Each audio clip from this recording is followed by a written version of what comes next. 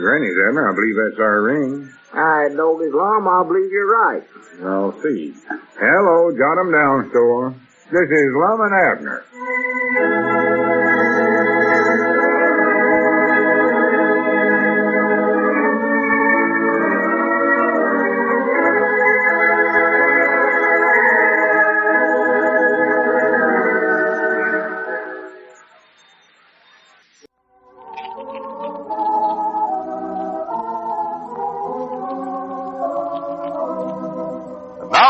What's going on down in Pine Ridge.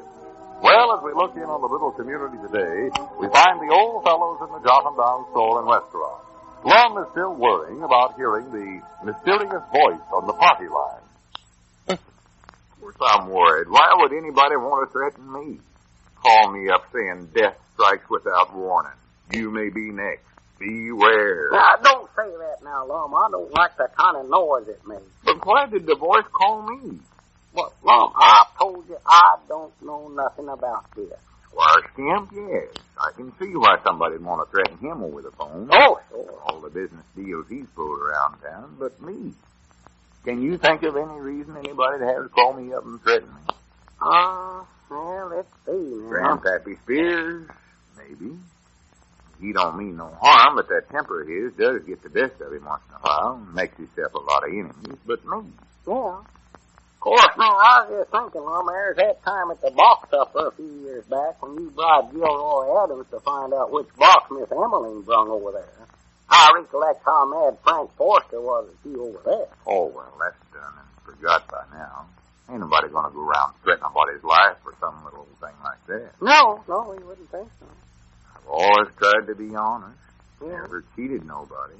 That whole thing. I recollect one time now, Lum, you got some peanuts out of that peanut machine standing there in front of Ed Becker's drugstore, and you used a streetcar token that you got litter off of that. That was a mistake, though. When I seen what I done, I put a penny in the machine. Yeah, you got some more peanuts, too. That's right, ain't it? Yeah, you had both fistfuls of them. Well, that surely ain't nothing that anybody'd hold against me all these years, especially if they never knowed about it. Wait a minute. Did you ever tell Ed Becker? Why, no. Why, he's bound to find that slug when you emptied the money out of the peanut machine. Yeah, but... And he knows you'd been litter off just a week before that, Lum. That's right. Yeah. Oh, but that's silly. Body don't threaten somebody's life over a little old penny. Yeah, it is pretty true. They just do that when it gets into the big money. At least $100. Yeah. Well, of course, that wouldn't make a difference. For what little money you got, about all they could do is just injure you. I just don't see what's back of this whole thing. Anything ain't got no enemies. Leastways, not that I know of. Do you know of any? Well, let me think now. Only fellow I'm in competitions with in business is Dick Huddleston. I know good and well he wouldn't do a thing like that. Yeah, how about Luke Spears? Oh, yeah. Him, too. I forgot he's in the restaurant business. Oh, yeah. But I know he wouldn't ever... Wait a minute. Come to think about it, he is a little mad at me for trying to get the bus passengers to come back and use here instead of his place. Yeah, did you talk to him about that? Yeah, he never liked it very much neither. You never. Claimed he had as much right to that business as I did. Yeah, well, we were the ones that first got the bus company to make Pine Ridge a lunch stopover, though. Of course we was. Yes, and sir. Luke knows that, too. Farmer. So he figures he's going to scare me into letting him keep the bus route. That underhanded critter. Well, wait a minute, though, now, Lum. Don't forget Grandpappy Spears was threatened over the phone, too. Luke ain't going to scare his own uncle, is he? No, I reckon not. I forgot about Granddad.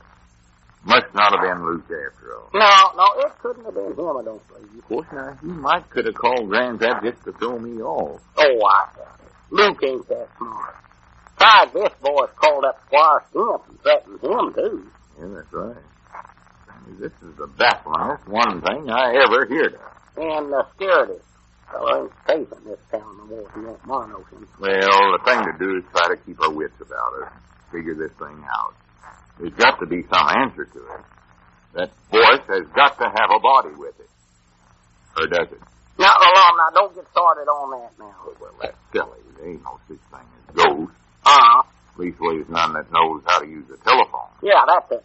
That's a good answer. Keep talking like that, Lum. I don't want to get mixed up with no ghost. No, it's got to be somebody. Some human being. Yeah, who they?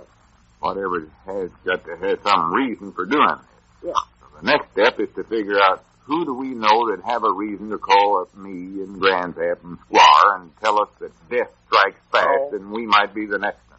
Well, just so it ain't no ghost. If I ever come up again this thing, I want it to be something I can hit with a hickory sapling or a single tree or something. Now, what have me and Grandpap and Squire got in common? Is there anything that us three fellers has got or has did that's alike? Well, Well, I mean, or wait a minute here. Hi, Granny Abner, it must be you. me? Yes, sir. Me and Grandpap and Squire has all three got a fourth of that pearl money. And you're the fourth one, and you're trying to get it all for yourself. Now, wait a minute. You now, selfish little varmint. I'm ashamed Well, of you. Lum, now, we Don't you know what a terrible thing greed is? sure, but Lum, that voice couldn't have been me. It's got to be you. Lum, I was right here in the store when you heard the voice over the telephone. Now, listen, Abner. See, that's right. Why, sure. Besides, that call that come here to the store might have been for me just as well as you. You just happen to be the one that answered the phone. Yeah, I never thought about that. Don't excuse me. Yeah, that illuminates you, all right. Yeah, I'm sorrowful I accused you. that's all right. Just don't do it again, so. I reckon this thing has got me so nervous and upset I don't know what I'm doing or saying. Well, it ain't exactly calmed me down, to be honest. What we've got to do is keep our eyes and ears open and try to figure out... Wait, just a minute, Lum. There comes Cedric. I want to talk to him for a few minutes. Yeah, ask him if he's heard anything about this mysterious boy. Yeah. Come on in here, Cedric. I want to see you. Well, hi there, Mr. Long. What was you wanted to see me about, Mr. Abner? Oh, just a little business matter. Come on back to the feed room, Cedric. Back to Doc's office where we won't Well, interrupt. here, you don't need to go back there. And what is this business matter? Oh, nothing. Well, wait a minute. That was on a ring. Yeah, well, you get it, Lum. I ain't taking to talk to no ghost. Yeah, but Abner... Oh, my goodness. Hello? Oh, Granny, am I glad to hear your voice, Miss Simpson? Well, I don't mean that exactly. I just mean... Well, what was it you wanted? Yes, Mom, we got rice in the 2-pound packages. All right. What else now? 3 cans of tomatoes. Big box of cocoa. Well, gentlemen. Oh, excuse me, Lum. Sack of flour. He's on the phone. Large bottle of vanilla flavoring. What else? We got a special on genuine hemp rope today. Ain't got no use for it, though. Well, all right, Miss Simpson. I'll get these things out to you this afternoon. Well, much obliged to you, and call again. Goodbye. Howdy, Squire. Sorry to keep you waiting. No, that's all right, Lum. Perfectly all right. Tell me, Lum, have you received any more calls? From the voice? Yes. No. Have you? Well, I don't know, to be honest, Lum. The phone rang last night, but I wouldn't get up and answer it. I don't blame you. Well, it wasn't that I was afraid, you understand that. Oh, sure. I know just how you feel. But I just don't want some unseen voice trying to intimidate me in the middle of the night. I don't neither. You know, Lum, this is quite disturbing. Thinking about death and disaster and how easy those things do slip up on a person. Like when you least expect them to. Yeah. And the worst part of it is, Lum, it always catches you unprepared. Yeah, you're right. But, as I say, I'm not going to let it worry me. Oh, me neither. Hardly. Not even going to think about it. Nothing like that can frighten them to the skin. Well, I know it don't scare me now. By the way, Lum, have you got any bear traps in stock? Steel trap? Yes, the big ones, you know. Oh, we did have, but, well, to be honest, I've taken all we had home with me last night. Set them around the place over there. You never can tell when a bear is liable to come along. No, I didn't know they was bothering your place, too. That's sort of had mine. Wait a minute, we might have a couple left to sell. Might be some in another box back there back of the store. Hey, well, let's take a look, Lum. Yeah. Come on right back here, Squire. Yes. Seems to be a bad season for bears. Oh, yeah, terrible. Taking locusts around. Fellow oughtn't to take a chance. No. Awful bad. Seemed like there was some in this box right here. And I hope you have a few left, Lum. Not for myself, you understand, but I think Mrs. Imp would feel safer if we had some kind of protection around the house. Hey, wait a minute, Lum. What's that out here? Huh? Sounds like voices right back there. Can you hear 'em? Oh, that's Abner and Cedric. Abner said he had some business matter to discuss with him. He got to leave that is what it is, though. Yeah, there's 2 traps left in here, Squire. Lum, it sounds like pretty serious business. Step over here where you can hear this better. Well, I really ought to believe it. Not so loud. Don't worry, I've got plenty of shells to cut. I ain't sure just when we're going to have to use it, Cedric. You keep that gun loaded. Yes, Mom.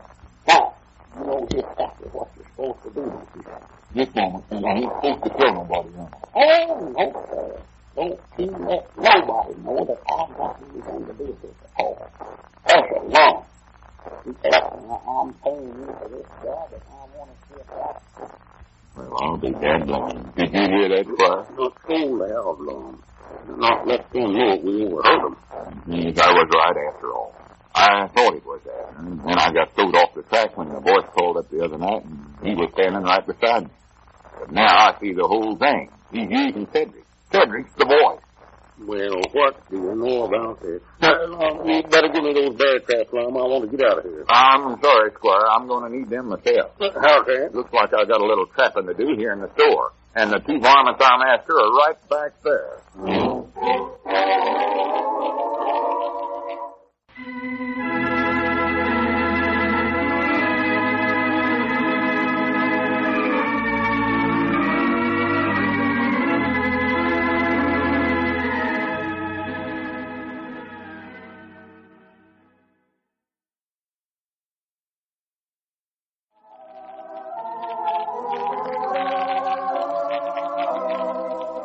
Now let's see what's going on down in Pine Ridge. Well, as we look in on the little community today, we find Squire Skimp in the Jotham Down store and restaurant discussing Abner's actions with Lum. Listen.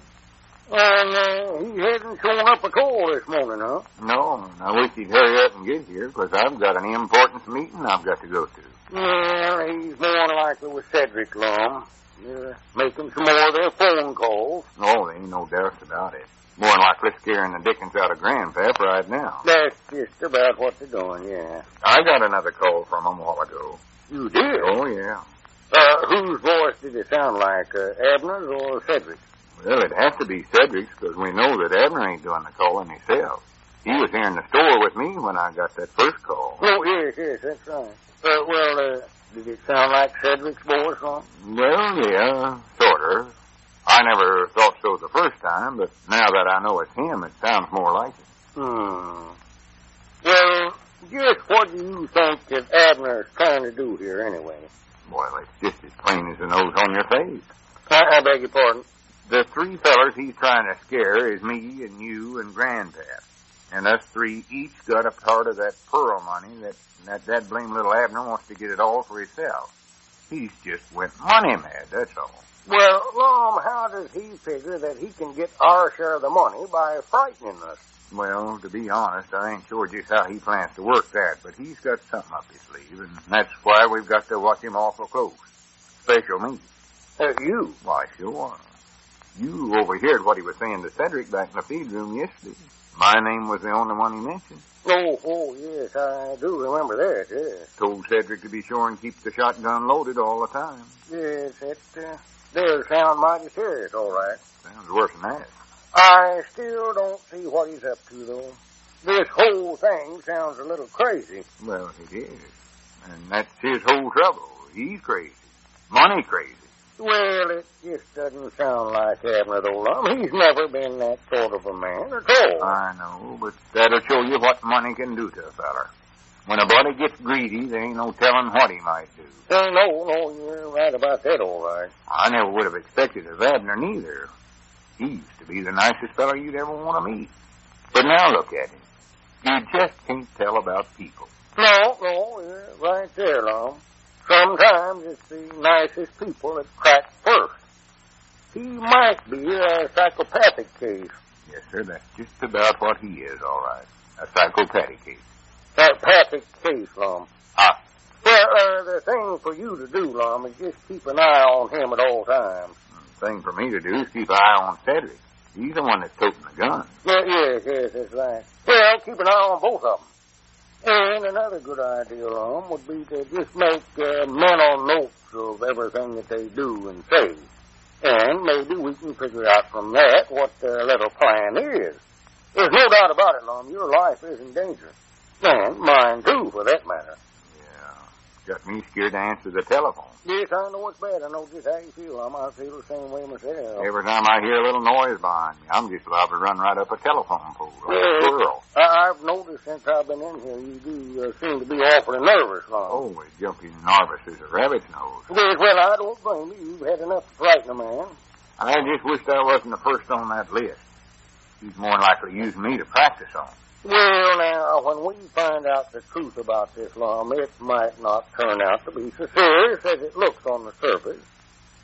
But on the other hand, it's best not to take too many chances, is it? By the way, Squire, are my insurance premiums all paid up?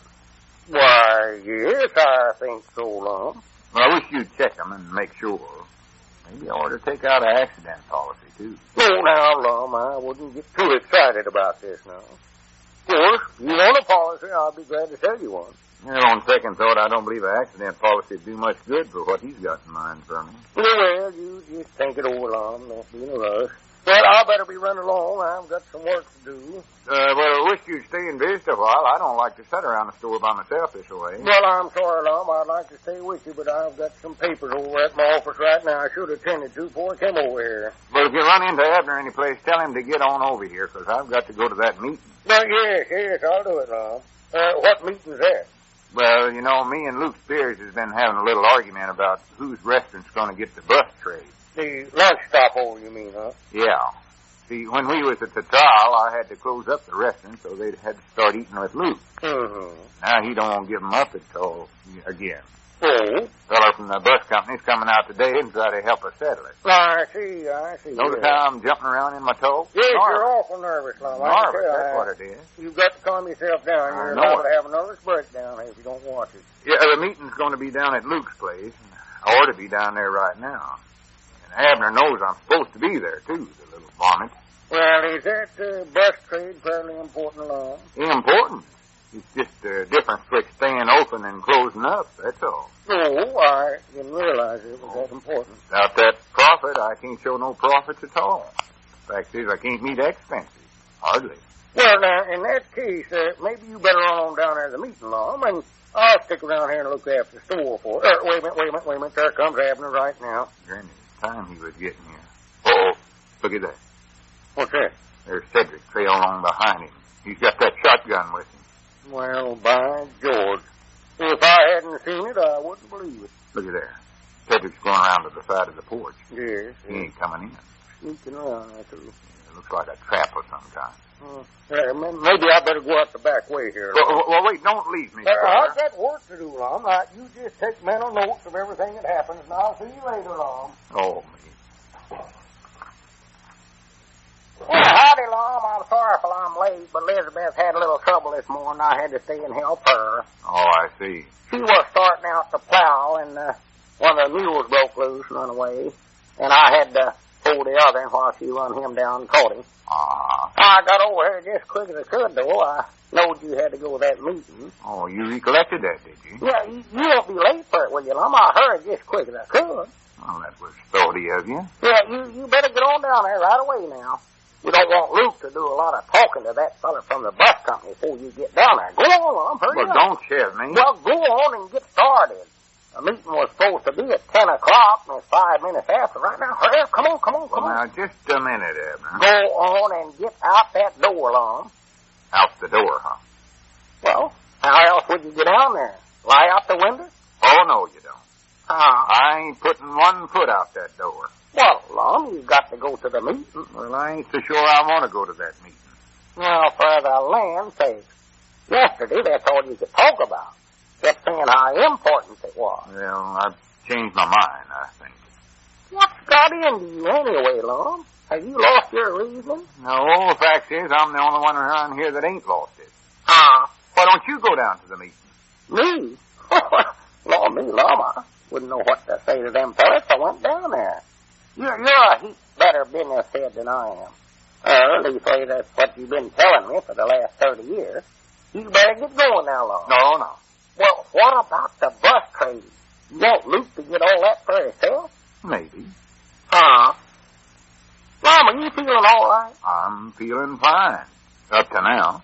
Well, I'm going to stay that way. You don't act like you're feeling fine. Maybe you better sit down here and sort of rest for a while. I don't need no rest. I'm all right. Well, come on now. Just sit down here in the rocker for a few minutes. Yeah, tell you what I'll do. I'll put the rocker over near the window where you can get some fresh air. Oh, no. You don't get me near no open window. I can tell you that right here and now. Well, it's warm outside, Lum. The air won't hurt you. It ain't the air I'm worried about. Well, what is it then? Lum, I don't know what's ailing you. Are you mad because I was so late this morning? No, of course not. Well, I couldn't help it. Elizabeth was having all that trouble. Couldn't just leave her. The other mule might have run away, too, and then she'd had to spend the whole day chasing the two of them down. She wouldn't have got no plowing did at all. I know all that. If she got a day behind in her plowing... All right, Abner, you can just stop that. You ain't fooling me none with that talk. I ain't trying to fool you, Lum. That's the honest truth. That mule run away. Honest it did. It was Tyrone. The other in Van, he's pretty gentle, but Elizabeth always had a lot of trouble with Tyrone. Abner, just what are you up to anyway? I ain't up to nothing. If you don't beat it about them mules, you just call up Elizabeth yourself. That ain't what I'm talking about. Well, what are you up to then? Doggy, you're the one that's acting curious. I ain't lost my head over a few paltry dollars, though. You know, if you keep on the way you're going, you're going to wind up a cyclopedicate. Now, come on, fess up. Tell me the whole truth. Tell me just why you want me to step out of that front door. Why, so you can get to that meeting, natural. Have you got anybody hid out there? Hid? Of course not. Now, listen, Mom, you just got to get to that meeting or we're going to lose out on all that business. Don't that mean nothing to you? You want to just quit working altogether? Well, looks like I got no choice, no matter what way you look at it. Wait a minute, that's our ring. Might be Luke calling right now. You better answer it. Oh, no. You don't get me to answer. Get my back turned. No, sir. Well, for the land's sakes, I never heard such talk here. I'll answer it myself. Talk you. Hello, jot him down, Squire Abner Peabody doing the talking. Who? Oh, yeah, just a minute. That's who it is, all right. Luke says the man from the bus company is down there, and they're waiting for you, Lum. Well, tell him I ain't coming. Oh, now, Lum. Go on, tell him that. Hello? Luke? Lum says he'll be right down. Huh? All right, goodbye. Now, wait a minute, Abner. I never said no such a thing as that. Well, you're going down there, Lum Ayers. I ain't going to let a chance like this go to waste. I'm going to get you out of that front door if I have to burn down the building to do it. Burn down the building? Yes, sir. I granted you went too far. You're losing your mind, Abner, and there's just one way to bring you back to your senses. Hey, wait a minute now, Lum. Put down that baseball bat. Lum, hey, Cedric, help. There's a madman after me.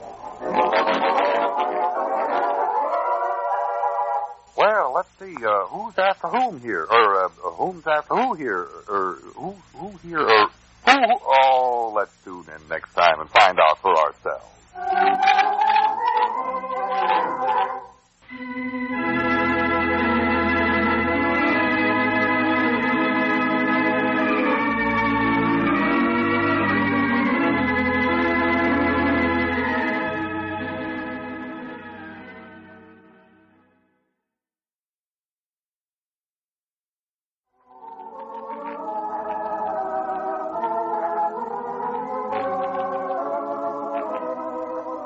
Now let's see what's going on down in Pine Ridge. Well, as we look in on the little community today, we find Squire Skimp in the Jotham Down store and restaurant talking to Lum about the mysterious voice. Listen. Lum, you're fully convinced that Abner has no connection at all with the voice, huh? Oh, yeah. Yeah, I was wrong about that, Squire. Well. He's been just as scared as any of the rest of us.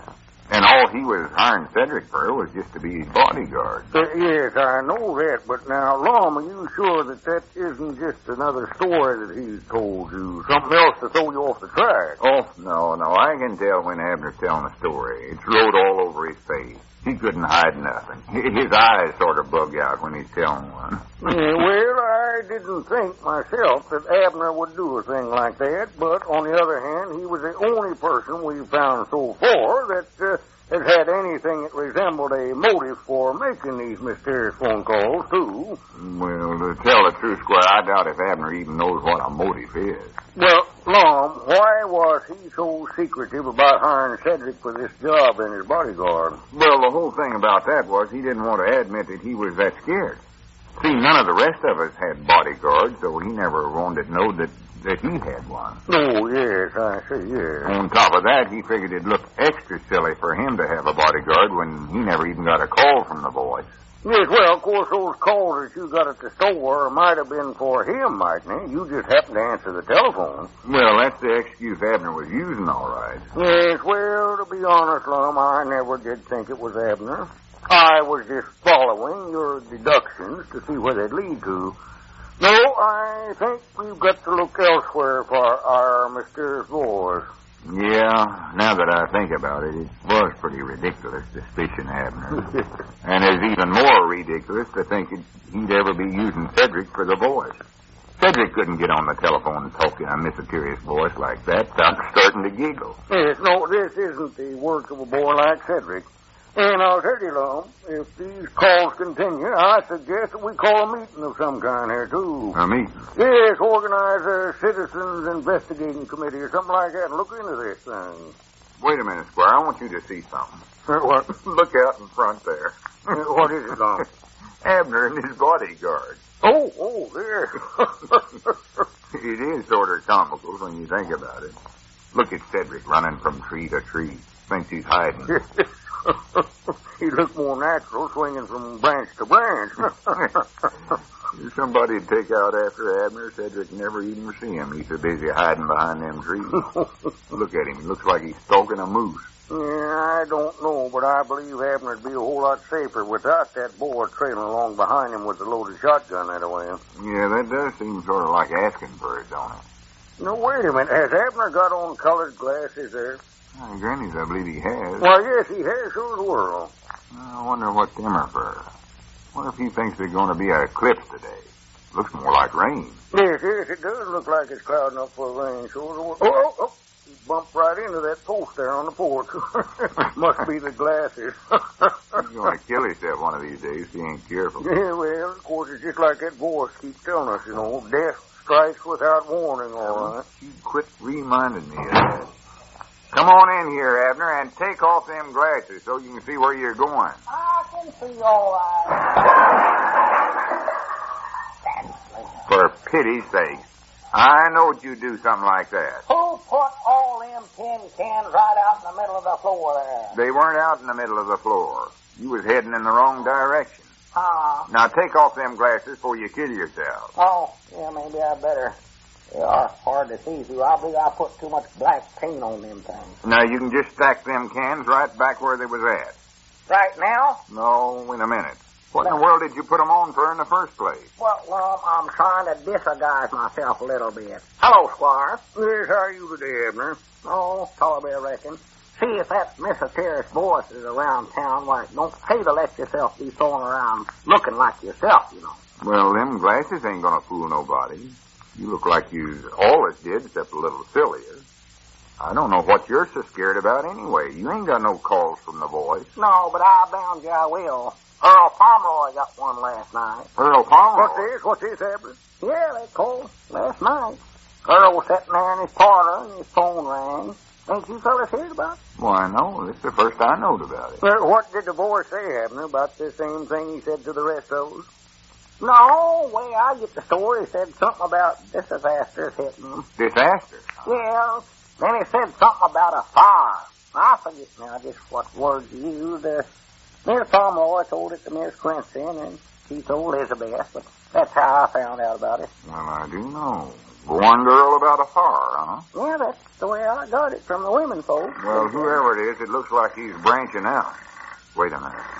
Hope that ain't our ring. I grant as it is. Abner, you answer the phone. No, you take it, Squire. You're closer to it. Well, after all, it's your telephone, not mine. I shouldn't be answering other people's telephones. Well, that's all right, Squire. We don't mind. No, I'd rather not, Lum. That always seems the thing to do. Right there here. it is again. Abner, get up there and answer that. I taken a chance on answering it a couple of times before you got here. It's your turn now. Well, all right, just a second. Let me get these on them first. Well, what do you want to put on them colored glasses for? You won't be able to see your way to the telephone. Well, don't you see what I'm doing, Lum? If that is the voice and I answer the phone with these on, he'll think he's got the wrong number. Yeah, that's a good idea. What's the matter with me? Hello? I can't hear nothing. Well, natural. You got the receiver about 3 foot from your ear. Put it up closer. Oh, hello? Oh, well, howdy, Elizabeth. Elizabeth. Yeah, I got you all right. That's a relief. Oh, well, you needn't worry about that. Well, that's plumb silly, Elizabeth. Just don't think no more about it.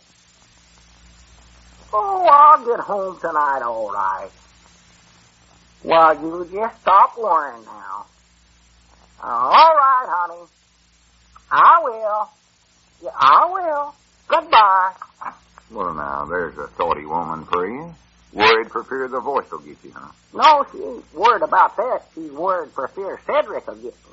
Cedric? Yeah, she don't trust him with that loaded shotgun. She's trying to get me to stop having him for my bodyguard. Well, I don't blame her too much. Does look a little silly, Abner, walking around with him following you that way. Just so as I can keep walking around. That's all I'm interested in. I don't care how I look.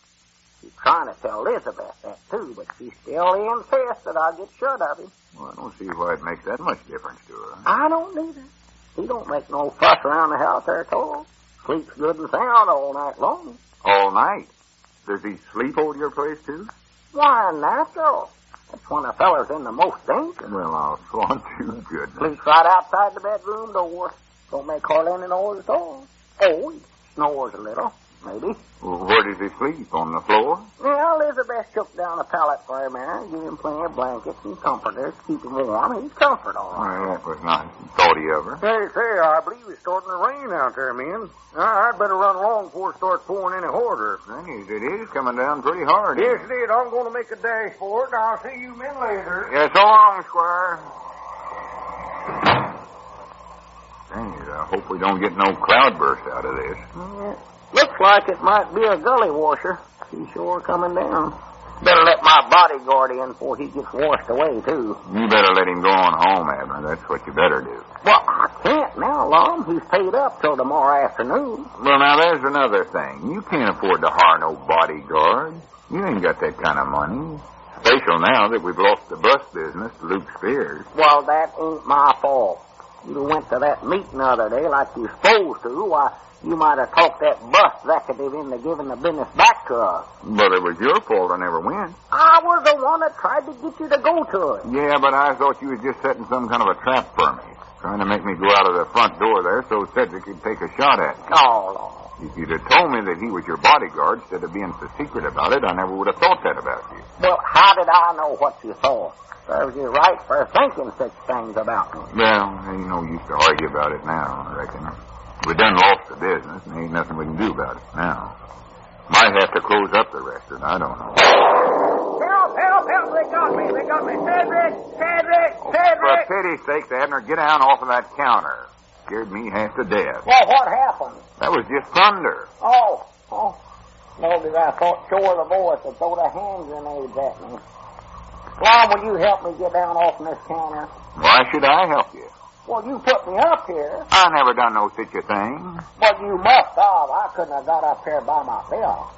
I've never been able to jump this high in my whole life. Well, just wait till it thunders again and get down the same way you got up. Now, Lum, come on now. Give me a hand there.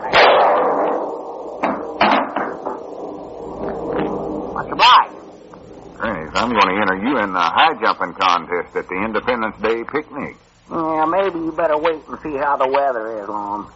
Better wait and see if I'm still alive by then, too. Oh, you'll be alive. You're going to let that voice get you so tore up, Abner. More than likely all it is just somebody just trying to prank us. Well, I don't know. He sure picked out a terrible subject to be pranking about, that death and disaster. Yeah, but I don't believe it means nothing. Look how many calls he's made, and ain't nothing happened yet. No, but you never can tell about these things, neither one. Bogus when them mysterious voices get to calling up around town there. I'll tell you now, I get Well, don't worried. cross your bridges before you come. I ain't crossing nothing. I'm just a worried man, that's all I am. My notions on this whole Hey, thing... Lum, listen to that. That's a fire alarm. My granny's it is. Oh, my goodness alive, that's it. Sure as well. Well, don't get so excited. It might just be Dick Huddleston making an announcement about a sale or something. Oh. Hello? How's that? Well, I'll be dad blamed. Hi, Granny's Abner. That's what it is, all right. Huh? Earl Pomeroy's barn's on fire, struck by lightning. On fire? I noticed, and the voice warned him just last night about that. That thing means business. Hey, Cedric, bodyguard, come in here.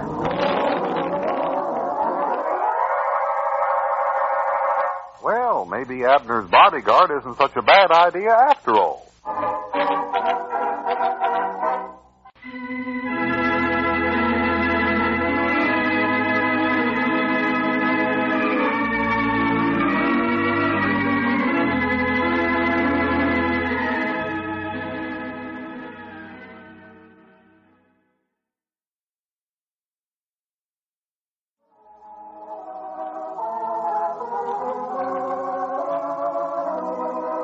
Now let's see what's going on down in Pine Ridge. Well, as we look in on the little community today, we find Lum in the Jotham Down store and restaurant. Abner is just entering. Listen. Come in.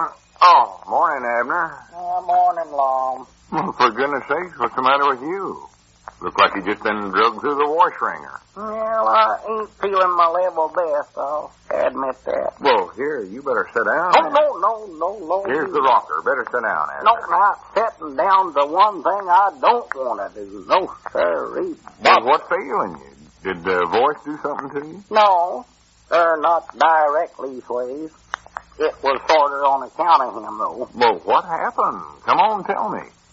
Well, last night, about, must have been 3 o'clock, 3:30, somewhere around in there. Yeah? The wind started blowing, and it started banging the shutters on that hall window upstairs. Well, that ain't gonna hurt nobody. No, that's never what hurt me, but Elizabeth started jawing at me to get up and fix it. And finally, I just decided the only way to hush her up was to get up and go do it. Yeah? And then what? Well, I stepped out into the hall and bang! He got me, mowed me right down. The voice done that? No, Cedric Weehunt, Cedric? my bodyguard. Oh, for pity's sake. I forgot he was sleeping outside the bedroom door, and he thought I was somebody sneaking in. I knowed it was gonna happen. Him running around with that loaded gun. I knowed it. Well, he let me have it. Both barrels of birdshot. If aim had been any good, I wouldn't be here today to tell about it neither. Well, where'd he get you? I told you I couldn't sit down long. Oh, yeah. That's right. Well, did you call Doc Miller? I couldn't call nobody. I didn't feel much like walking around. Well, why didn't you have Elizabeth call him? Well, she couldn't either. She's too busy putting cold cloths on her head. On her head? Yeah, see, when she heard the shot, why, she jumped out of bed and rushed out in the hall, and Cedric tackled her. She bumped her head on the floor, something wonderful. Got a goose egg on it the size of a pumpkin. Oh, swan too. She sold that Cedric, though. She pinned both his shoulders down before she turned loose of him. She did, huh? Oh, she stowed him right there in the hall. It's going on as you do have at your place. Yeah, we had quite a ruckus there for a while. Dang, I say you did. Elizabeth still thinks I ought to get rid of Cedric as my bodyguard. Well, what do you think?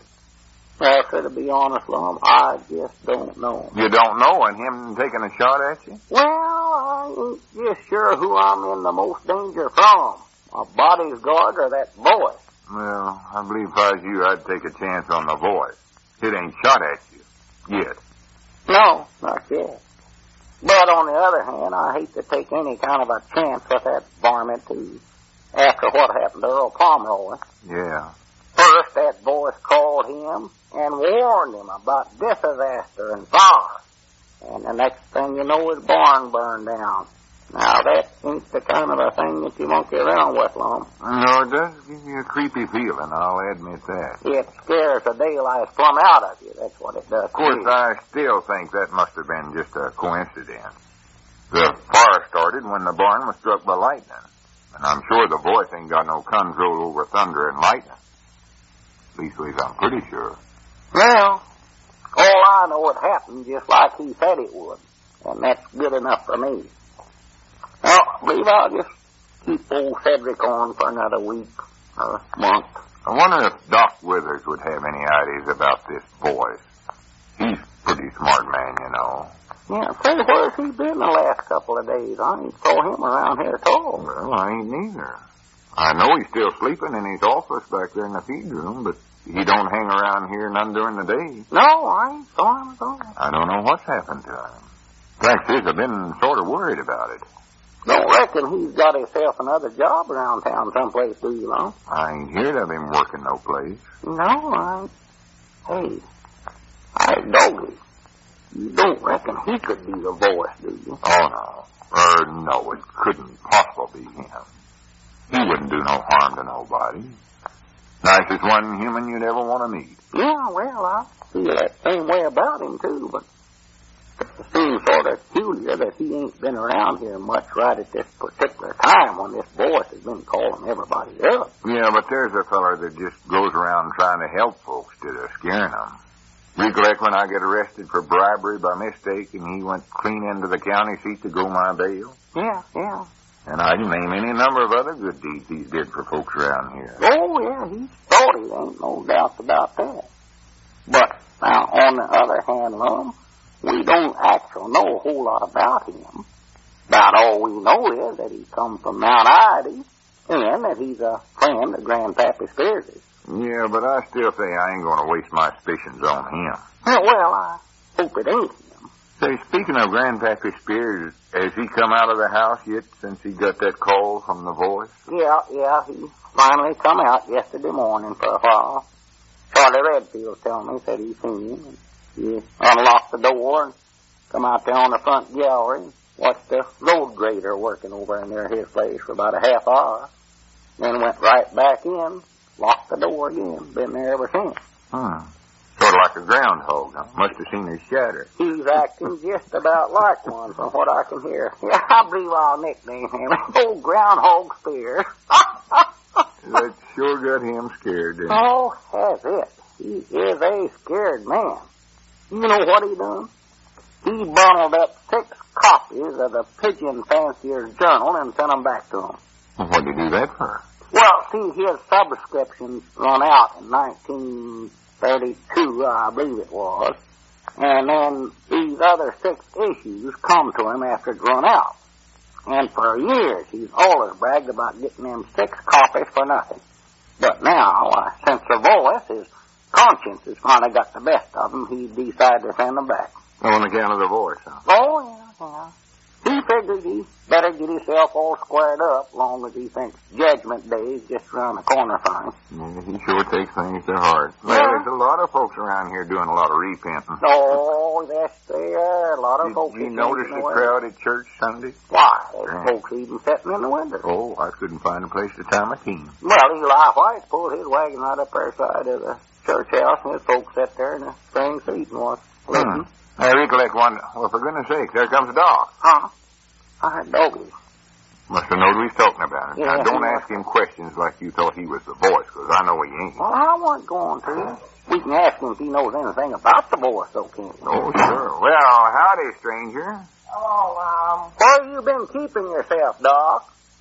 What did you call me, Abner? Why, Doc. Natural. There's nobody here by that name. You want to refer to me, call me Ben. That's my name, Ben. Well, yeah, but everybody's always called you Doc. Doc Withers. There is no such person as Doc Withers, and there really never was.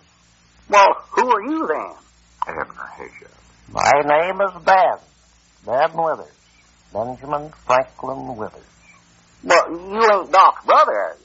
Now be quiet. Well, you sure look enough like him to be his brother, I'll say No, that. I'm nobody's brother.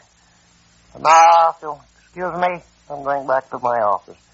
There's some things I've got to take care of. Yeah, well, just a minute, Doc, or Ben. Don't bother him now. Well, now, Lum, there's something wrong with him. Or his brother, whoever he is. That ain't his brother, that's him. I believe it is, too. And you're right, there is something wrong with him. That's why I don't want you to keep asking a lot of questions right now. It was easy to see that whatever it was, he didn't want to talk about it. Well, what do you reckon's happened to him now? I don't know. Reckon he's got the amnesia and don't recollect who he is? Well, I don't think it could be that. He knows he's been with her, and that's his name. If he had the amnesia, he wouldn't even recollect that. No. Well, what could it be then, Lum? I just ain't got the least idea. You sure do. I know one thing, we've got to keep our eye on him. He might need our help. Might be in some kind of trouble or something. Well, there's sure something wrong with him, I'll tell you. Hey, what was that? I don't know. Sounds like he's breaking up stuff back there. You know, this might be something serious. I don't know. I wonder if he is the voice after all. Oh, I just can't believe that about him. Well, now, he's sure acting curious. He must be it, Lum, sure. No, he ain't got no reasons to do nothing like that. But tell you what I'll do. I think maybe he's had a call of some kind from that voice, and he's got him all tore up. We've just got to do something about this situation. We can't sit around and do nothing. Well, what can we do? You can't trap a voice floating around in the air. I know you can't, but we've got to do something. Can't let whatever this thing is burn down our barns and threaten folks' lives and make a wreck out of our friend Doc. Yeah, I'll agree with that, but I just don't see what you can do about it, though. Well, I think the first thing we better do is call in the law. The law? Yes, sir. We'll call Uncle Henry Lunsford right now and get the town marshal working on this case. I don't think that's a good idea. But what can Uncle Henry do, Lum? He can't arrest somebody he can't see. Well, that's his problem. He's got to work that out some way for himself. But I figure if this boy finds out he's up against the law, he might change his mind about a few things. Might scare him off. It's worth the try. Oh, sure, ought to try it. I'm for anything that'll get shut of that voice before he gets around to calling me, I'll tell you that. What's the ring down there at the jailhouse? Oh, wait, I know. Yeah, tell Uncle Henry to get to working on it right away, Lum. Yeah. This'll put a muzzle on that blame voice. I feel safer already. This is a good idea. Yeah, I don't know why we never thought of this several days. Wait a minute, I hear the receiver. Hello?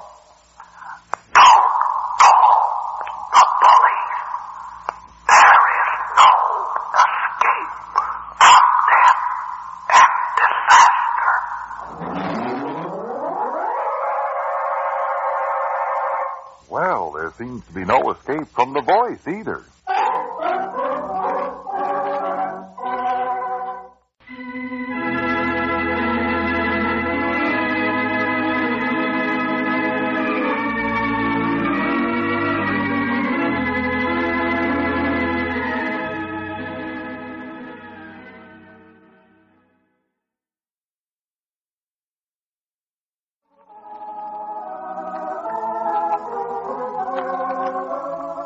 Now let's see what's going on down in Pine Ridge.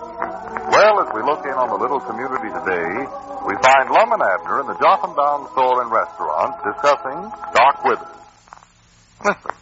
Well, there must be something wrong with him, or he'd have been in here and had his breakfast. Yeah, I'm sort of uneasy about him, Abner. He's general sitting there pounding the counter whenever I open up in the morning and demanding his breakfast. Come to think about it, I don't believe he ate no supper last night, neither. Granny's, I'm going back there and find out what's eating on him. Well, it ain't no use, Lum. I tried to talk to him yesterday afternoon, and he just sat there. He might be thinking, but I know he just sat. Reckon one of us hurt his feelings? Well, I thought about that, too, but I can't recollect us having no argument. I can't think of nothing. Now, if his grandpappy Spears, I wouldn't think so much about it. He's always drapping and spilling his temper. But it's sort of unusual for Doc Withers to do it. And there's another thing. Now, he told us yesterday not to call him Doc no more. Said there wasn't no such person. Yeah. I thought maybe he had the amnesia the way he's talking, but he undoubtedly knows who he is, because he said to call him Ben. That's his name, Ben. Benjamin Franklin Withers. Maybe somebody else has said something to hurt his feelings. Well, I don't know who it could be. Everybody in town seems to have took a liking to him. Now, Lum, you say that something's eating on him. Maybe it's his conscience. His conscience? Maybe he is the mysterious voice after all. No, I've thought about that, Abner. Fact is, I've suspicioned about everybody in town. But Ben ain't the kind of a fella that'd go around scaring the daylights out of everybody in town. Being unkind or underhanded since he's been here. No, maybe, no. You know, when he first rented the feed room back there for his office, I thought he was going to be a terrible nuisance. The way he'd butt into conversations and his mind to get to wandering. Yeah, well, he's just getting old and sort of childish. We're going to have to go through the same thing someday ourselves. Yeah, I reckon that's right. Wait a minute. How old is he? I don't know. Don't believe I ever heard him say. You don't reckon me and you are... Oh, of course not. Or that is, I know I ain't. That's just about all it is. Just childishness. He'll get over it. I don't know. Sometimes when you ain't got nobody to talk to, little things get exaggerated in your mind. Get to snowballing. Something that don't mount to a hill of beans gets to be the most important thing in the world to you. Yeah. Sometimes somebody fails to speak to you the morning, and before the day's over, you get to thinking the whole town's down on you. Yeah, that might be what's happened. Just about. Living back there in the feed room all by himself, nobody but himself to talk to. Body gets mixed up in his thinking. Sort of pathetic, a fella his age with no family, nobody to share his joys and sorrows. Well, what about you? You ain't got no family, no kinfolk. Oh, well, I've got the store here. It's sort of like a friend. And I've got my old dog, old Lead. Of course, he's getting old. And you. Yeah.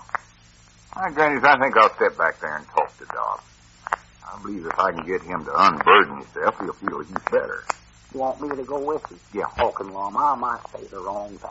You know, I believe that old man fights if he ever got his dander up. Oh, for pity's sake, that's all you think about. You and Grandpap.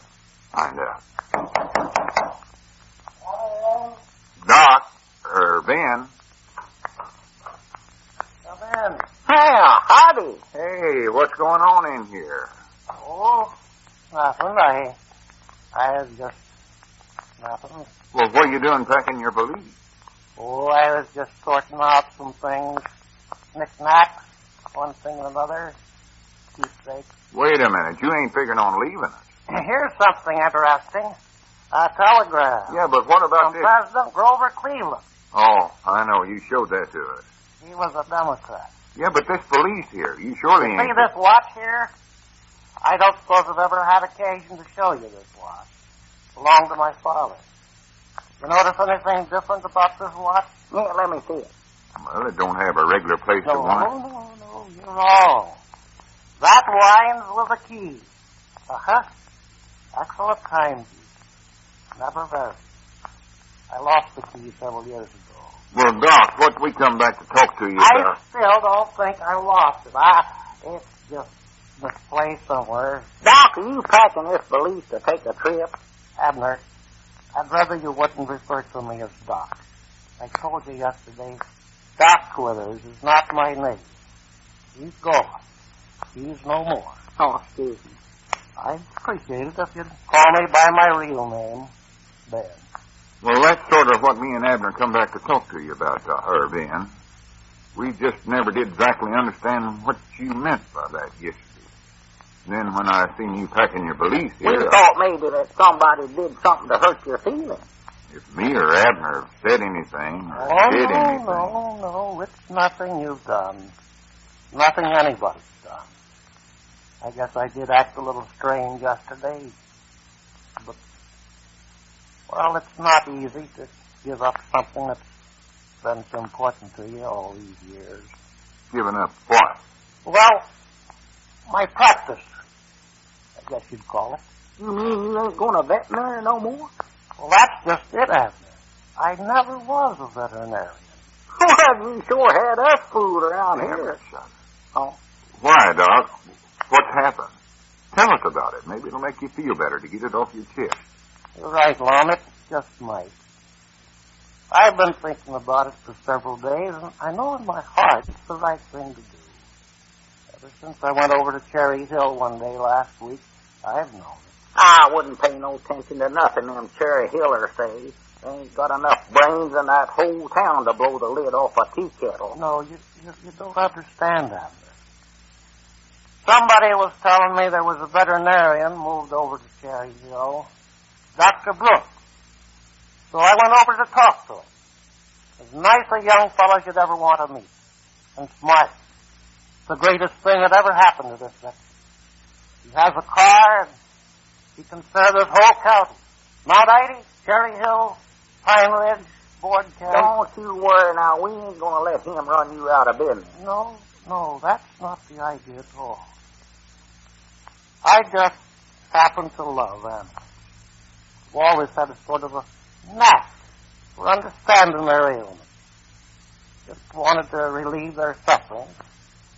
There wasn't a vet over at Mount Ida, so folks used to bring their stock and pets to me. I never made any charges for my services. My compensation was in being able to help them and relieving their suffering.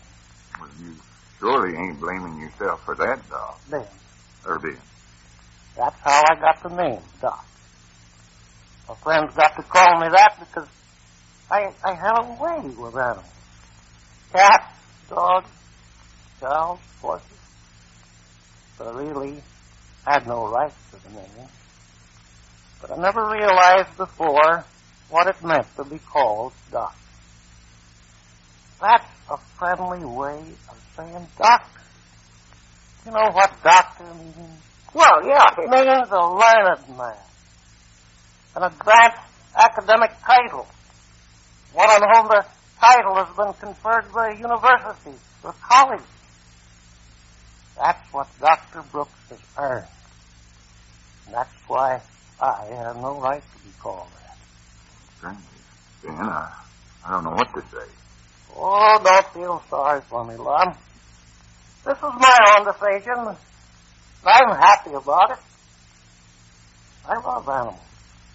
Dr. Brooks coming here means that they'll have better attention. With his scientific methods, his serums, we can keep down epidemics. We can keep the suffering of these dumb animals that can't speak for themselves down to a minimum. And I'm glad. But you're released. You must be planning to leave. To tell you the truth, I don't know what I'm going to do, Lum. Well, I can tell you what you're going to do. You're going to stay right here with us. No, I've thought about that too, Lum. There's no place for me here now. There's nothing for me to do. Why, you've been working the restaurant. You've been helping out with the dishwashing. I'll learn you how to make lumber. No, I can't stay here and impose on my friends. I'll get into some other game. Pick up a new line. Well, I'll be glad to let you take over the job of making the deliver. I'm getting tired of that anyway. Oh, no, he'd want a better kind of work than that.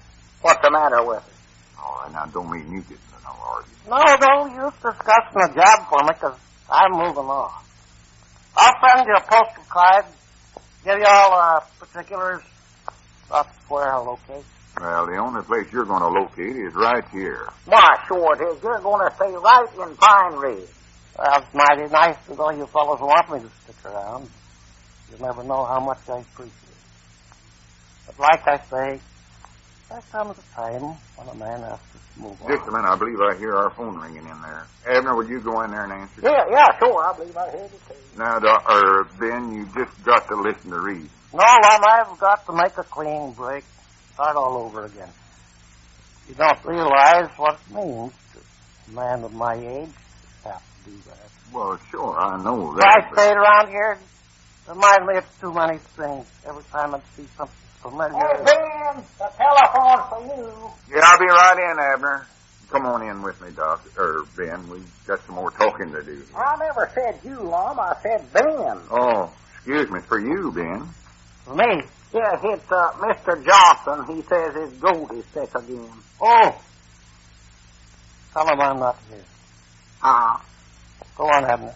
Tell him that. Oh, all right. You insist. Oh, wait, Abner. I'll talk to him. Yeah, maybe better. Here, take a receiver.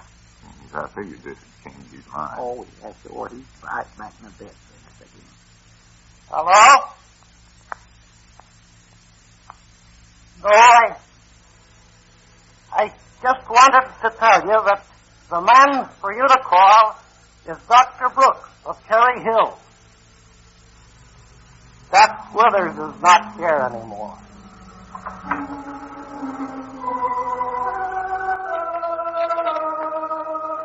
Well, Ben, you may be short on science, but you're plenty long on courage.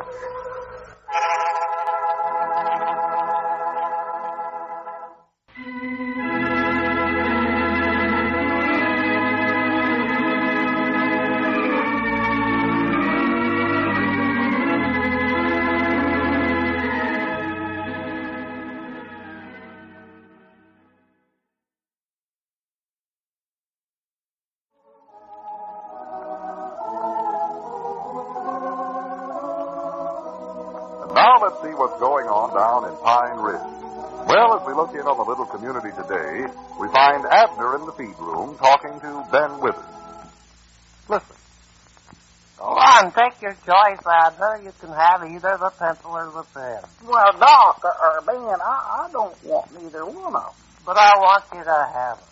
That's why I called you back here, Abner. Now go on, take your choice. Well, Ben, these things belong to you. Got your name carved right on them. Doc Withers, right there. Well, that's why I don't want to keep them anymore. Don't want anything around to remind me of Doc Withers. That's all. Today is a new day. When I leave here, I don't want to take any part of yesterday with me. Now, which are you better at, Abner? Ink or lead pencil? I knew a man in Mount Ida, Harold P. Martin, friend of mine. Harold could do scroll work with a pen, curlicues, one thing and another. Oh, fanciest writing you ever see. What do you write? I don't know. I never could make it out. But it was fancy. Well, but you know, you could put a pencil in Harold's hand and he couldn't write a thing. Just plain ordinary letters. Anyone could read it. But there you have it. Harold was an inkman. And the fellow standing next to him might be a pencil man. Now then, which are you, Abner? Well, I don't know hardly. Lum claims I can't write with neither one. Well, how about the pencil then? Pencils are always nice. No.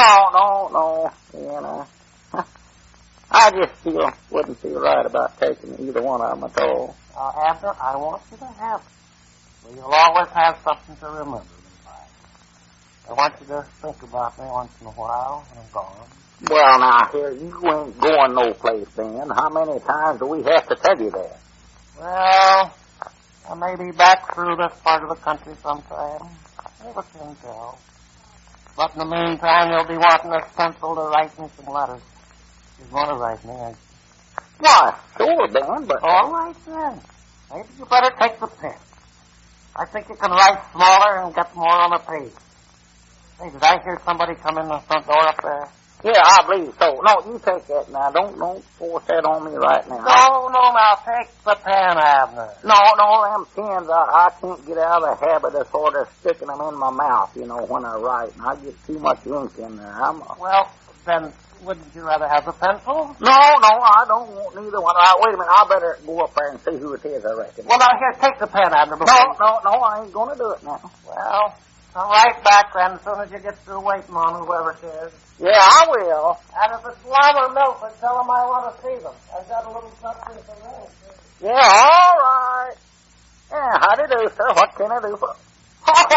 It's you, Lum. Yeah, where was you at? Back talking to Ben? Yeah, doggone, I'm glad you're here, too. He's still bound and determined he's going to leave Pine Ridge. Yeah, I figured that. I could tell yesterday he meant every word of what he said. Well, now, Lum, we can't let him leave. Well, we ain't going to. Well, he's back there now trying to give everything he's got away. You know that pen and pencil set he's got? One that's got his name wrote on it. Yeah, did he give that away? No, not yet, but he wants to. Says he don't want nothing to remind him of ever being called Doc. Of course, he's trying to act like it don't mean a whole lot to him, but I can tell underneath his poor old heart is just plumb busted. Well, I know just about how the poor old feller feels. Oh, what's that? Yeah, he spent his whole life in one line of work, you might say, and now he's giving it up. Yeah. Giving it up because he knows things has passed him by. Because he knows there's others that can do the job a whole lot better than he can. You know, that ain't an easy thing to admit to yourself, Abner. No, I don't reckon it is. But here's a man that's got the courage to do it. You've got to give him a lot of credit for that. Well, Douglas, it sounds like you're in favor of him quitting and leaving town. No, I ain't. Leastways, not about him leaving town. Fact is, I sat up half the night last night trying to study up some way to keep him here. Oh. But for him quitting his veterinary work, I can understand how he feels about that. He's quitting for the same reason he started. His love for animals. Now that he knows there's a real vet over Cherry Hill, he realizes he ain't needed no more. No, Douglas, that must be a terrible way to feel. Bless his heart. Bless heart. I'd say it's the worst one thing that can happen to a body. You know, Lum, he's back there now trying to shiver up his feelings. He was putting on being sort of jolly to me a while ago. Telling me some funny things that happened over at Mount Ivy. Trying to be like his old self, but it didn't seem the same at all. Well, the whole thing is he don't want us to feel sorry for him. Afraid somebody's going to pity him. You know what he told me once this morning? He said he was going summers and get into the watch repairing game. Watch repair? Yeah, that's fixing watches and clocks. I know, but he couldn't learn that at his age. Takes time to pick up something like that. 3 or 4 months about. That long? Of course. And after he learned it, where would he set up business? It ain't easy for a stranger to get started in some new community. Now, the only thing for him to do is settle down right here in Pine Ridge. Why, sure it is. We're bound to find some kind of a job that'll suit him sooner or later. Well, that's what I've been trying to tell him. I told him again that he could work right here in the store, but he just wouldn't do it at all. Well, I know why he turned that down. He knows that we don't actually need nobody, and we're just doing it to help him out. See, he don't want to take nothing that sounds like charity to him. He's got his pride, same as everybody else. Well, he might feel that he can't afford to stick around Pine Ridge until some kind of a job does turn up, man. Yeah, I was kind of wondering about his finance condition. I wonder if he's got enough money to tide him over for a little while. I doubt it. I'm pretty sure he ain't got much more than $20. How do you know that? Well, he was trying to find some place to go where the bus fare wasn't over $20. I know that. Of course, he never come right out and said that's all the money he had, but I could tell pretty well by the way he said it that that's just about all he's got. Granny, he couldn't get no worse on that. No. Especially the way inflation's going up. Why, no. He wouldn't be able to live a month on that, hardly. Couldn't live high on it, no. I'll say not. Well, howdy, Squire. Hello there, Ulysses. Well, gentlemen. How are you today, Ulysses? Okay, Lum. Well, you all look like some kind of a committee coming around. Well, we are, Lum. Sort of one, yes. Uh-oh. What's the donate for this time? Well, I think you will agree that this is for a good cause, Lum. Oh, so I guessed right, huh? Come back here, Abner. Well, Ben wanted me to come back and talk to him some more. Well, you can go back there in a minute. What's it all about, Squire? Well, it has to do with a very vital problem that's come up in our community, Lum.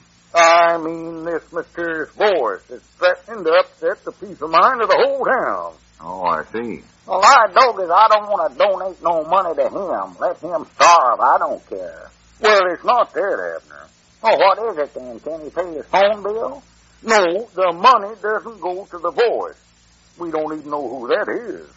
The donation is to give us more adequate police protection here in Pine Ridge. You don't mean it goes to Uncle Henry Lunsford, do you? No. Because I don't think he earns the money he's getting now. Near as I can figure out, he ain't did a thing about the voice so far. I don't know how he expects to get reelected again.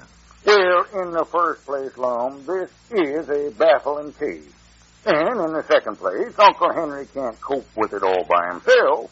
Man can only work 24 hours a day, you know. He can't do that. Well, he has a hard enough time doing it 8 hours a day. Well, here's the whole idea, Lum. Uncle Henry has agreed to do a pretty thorough job of patrolling the town during the daytime. But now we need somebody to take over the job during the night. In other words, a sort of a night watchman here. That sounds like a pretty good idea. Yes, okay. After all, most of the calls that folks has got from the voice has been during the night. Yes. Now, as you know, the city funds don't allow for any extra police work. So what we're doing is taking up a collection to pay this night watchman salary. Well, about how much do you figure we'll have to donate per head? Well, we're more or less leaving that up to the individual. I personally started off with $5. $5. Yes. Now, Ezra Seastrunk and Earl Pomeroy, they're both working on this too. They figure that if we can get $1 apiece from everybody here in town, we could build up a big enough fund to hire him for a few weeks. Well, that sounds reasonable enough.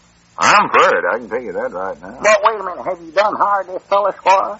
No, we haven't, Abner. We want to make sure we can raise the money first. Well, I don't think you don't need to talk to him. I'll take it. You'll take it? Yes, sir. Well, you can't hold down a job like that. You can't sit up all night long and work at the store in the daytime, too. Well, I was aiming on giving up the store work. That sounds like a heap better paying job than this one here, I believe. Well, you ain't going to do that. I need you here. Besides, you ain't the type no way. How come I ain't? I can't see no sense in hiring a night watchman that has to have a bodyguard run around with him all the time. Uh-oh. Well, it's not a very good paying job anyway, Abner. See, when you spread that fund over 2 or 3 weeks, it'll just give a man barely enough to get by on. As a matter of fact, I'm afraid that's going to be our big problem, is finding a man to take it. Well, then, you mean you ain't got nobody for the job yet? No. Now, Ezra sort of Well, thought... just a minute. Your search is over. Not long, you can't take it neither. I don't mean me. Here we've been wrecking our brains trying to find a job for Ben Withers, and I granny's here it is, just made to order for him. I don't think that's right. Well, yes, that's an excellent idea, Lum. Yes, Ben would be a good man for the job. Come on, let's go back right now and tell him the good news. Oh, it'll just tickle him to death. Hey, Squire, I want you to be the one to tell him so he won't think it was our idea. Yes. Hey, Ben, there's somebody here to see you. Well, where is he? Hey, Ben. Oh, my goodness. He must have left already, Lum. Left? Why, sure. See there, his valise is gone, too. Granny, we're too late. He's done gone.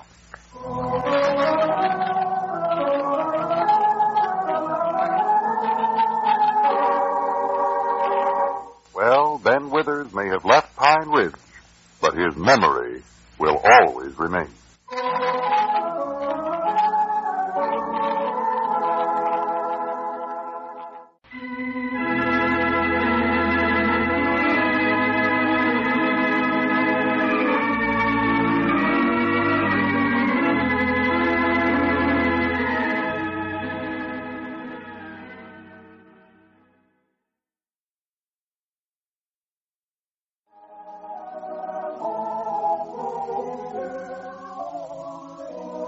Now let's see what's going on down in Pine Ridge.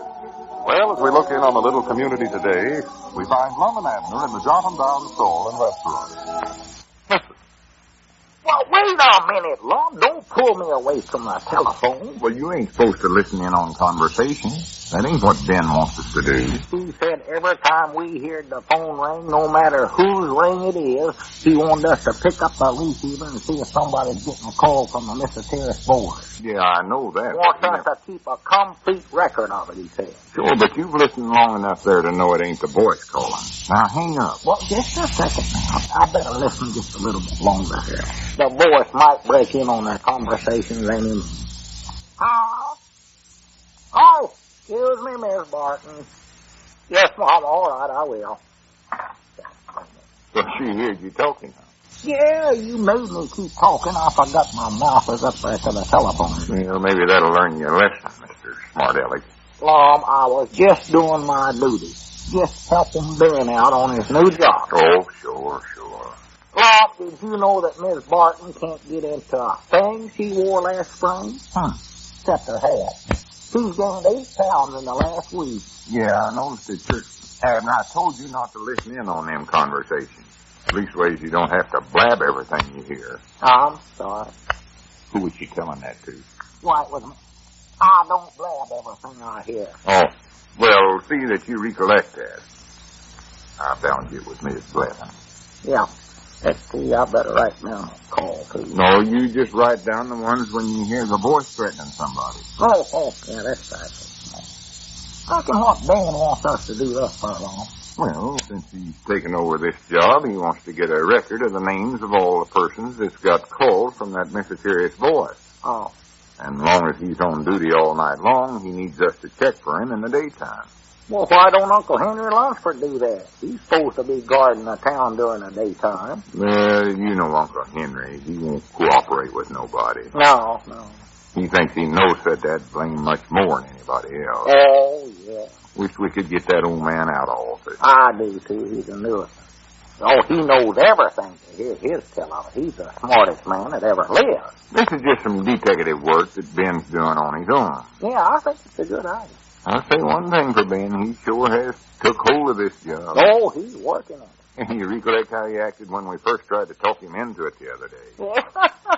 He was still bound and determined he was going to leave town. Yeah, the lucky thing that we found him when we did, too. Another 10 minutes and somebody to come along, he'd got a ride.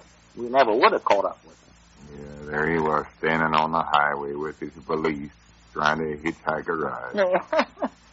I don't much believe he was waiting for the bus like he said he was, do you? Why, of course not. The bus don't stop out there. No. And you don't catch the bus by holding your thumb up in the air like he was doing, no way. No, he had it stuck right up there. He couldn't miss it. You know, all the time he was saying how he wanted the man for this night watch job, I just had a feeling all along he was just dying to take it. Why, of course he was. He'd made so much talk about leaving town, I guess he felt like he was obligated to do it. Going like it. Felt like he couldn't back out. Yeah. And I think he still had some sort of idea that it was just a job that we'd made up to keep him here in town, just sort of a charity fee. Yeah, well, I think we've changed his mind about that, all right. Yeah. There ain't no charity connected with that job. No, we need him. Fact is, if the town could afford it, I think we ought to have even more police protection. Getting so folks are scared to go out on the streets after dark. Well, some of them even scared to go out in the daylight. Well, take, for instance, Grandpappy Spears. I don't believe he's been outdoors twice since the voice first called him. Well, I don't know whether there's any truth in it or not, but I hear that Emmett Goshen's moving his family over to Cherry Hill. Emmett Goshen? Says Pine Ridge ain't a safe place to live no more. Well, I do know. Well, it ain't, to be honest. I think Eli White's aiming on moving, too. I know he was... wait a minute. There's a phone. Whose ring is that? Hold on, I'll get it. Huh? All you do is just stand there and eavesdrop. Now, be quiet. It's a sequencer's ring. That's who it is, yeah. Is it the voice? No, it wasn't. Who was it? Who was calling? It weren't the voice. That's all me and you are concerned with. Oh, yeah, that's right. Just recollect that. Yes, sir. Yes. I reckon why she has to stay after school. Who? Clarabelle Seastrong. Clarabelle? She's a bright enough scholar. Oh, yeah. General gets good marks. Yeah, she stays right there at the head of the spelling line all the time and all that. How do you know she has to stay after school? Well, that was her calling her mama, saying she'd be late for supper on account of... never mind. Don't be so dad-blame nosy, Abner. Me? I don't know how many times I have to tell you these things.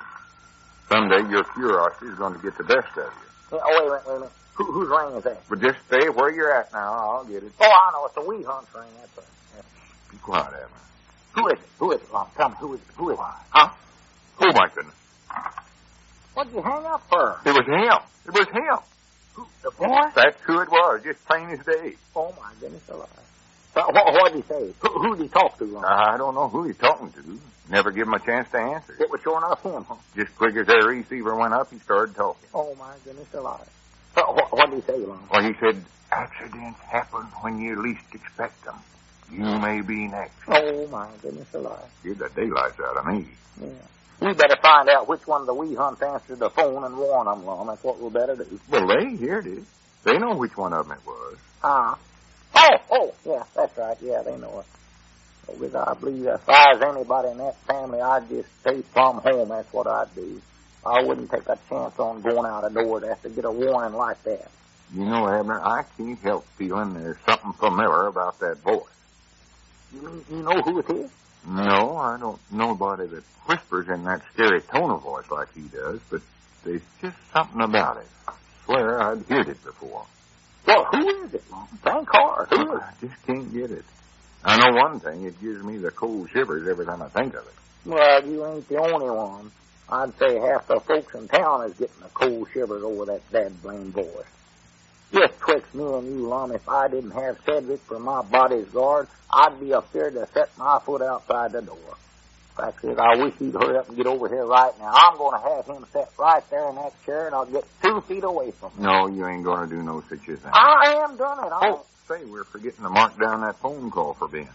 Oh. Got so excited hearing that voice, I forgot what I was supposed to do. You reckon we ought to wake Ben up and tell him about this one? No, he needs all the sleep he can get. Just tell me what time it is. What time it is? He wants us to put that down, too. What time the call comes through. Let's see. It's just about 11:45. All right, that call was about I'll 3 or 4 minutes ago. That'd make you say 18 minutes to 11. 18? Yeah, 11 says 18, yeah. Voice keeps running through my mind. I'm sure I've heard it before. Well, where, Lum? You heard it, you must know. I just can't think. Well, when do you think you heard it before? I don't know, Abner. But there's something familiar about it. Can't tell what it is, even. Well, does it sound like somebody here in Pine Ridge? Abner, there ain't no use asking me questions, because I don't know the answers. Granny, I wish I did. Well, so do I. So does everybody in the whole town as far as that goes. Yeah, maybe it'll come to me if I stop thinking about it. I know lots of times you try so hard to recollect something, about 3 days later, when you ain't even thinking about it no more, it pops into your head. 3 days? Couldn't you cut that down to 2 long? Where things has been going, there's lots of terrible things could happen around here in 3 days' time. Yeah, well, I'll keep studying about it, but Why, sure. Wait a minute, I see Squire Skimp coming up out there. Oh, maybe he found out something about the voice. Yeah. Well, howdy, Squire. Hello, Lum. Hello, Abner. Any news of any kind? No, we was hoping you had some. No, I haven't, Lum. No new developments at all. I thought maybe Ben Withers had unearthed some clues by this time. He's still working on the case, isn't he? Oh, yeah, sure. Yes, I believe he's going to make a good man for that. He's been on duty every night since he's taken the job. He's back there in the feed room asleep now. Yes, well, man's got to get the rest. Oh, he's doing uncommonly good. Yes, I'm glad we got him. Awful conscientious about his work. Oh, he's have enough listening every time the phone rings and keeps a record of every time the voice calls somebody. Oh, he is. Yeah, pretty good idea, don't you think, Squire? Why, yes, indeed. That's an excellent idea. In fact, I was going to suggest something like that myself. Has any calls come through today? Yeah, of course, we pick up the receiver every time anybody calls. Yes. I had to make Abner quit it because he was listening to their conversation. I weren't doing no such a thing. Well, I was listening, but I just figured I'd listen. Maybe the voice would bust in on him. That's why I done it. That ain't nice, is it, Squire? Well, no, Lum. You shouldn't eavesdrop on anyone, but in a case like this, why, I think you should be allowed to do that. So you don't have to hear what the people are saying or remember it or anything. The voice called up the wee hunts a minute ago. He did? Yeah. Yeah, threatening them about having an accident or some kind. Well, I do know. I tell you, man, this thing's getting more serious every day. Sure is. You know that folks are starting to move away from Pine Ridge on account of it? Well, I had heard some rumors to that effect. I didn't know whether there's anything to it or not, though. And I hate to see that. We should all stay right here in Pine Ridge and fight this thing to a finish. Yeah, I feel that way, too. But on the other hand, you can't blame folks for wanting to get away from here. No, sir. Having their property burned, threats on their lives, and I don't know what all. Yes, it's an intolerable situation. There's no doubt about that, man. Say, Squire, you've heard that voice on the phone. Does it sound familiar to you? Familiar? No, I couldn't say that exactly. Why? Do you think you're on a trail or something, Lum? No, but I'm just sure I've heard that before. I don't know where or when or nothing. Do you mean it's somebody around here in Pine Ridge, you think? Hey, Scott, what was that? Sounded sounded like an automobile smash-up. I Doggy, that's what it was. And look whose car that is, too. Just like the boy said. That's Cedric Weehunt. He run right into that watering trough out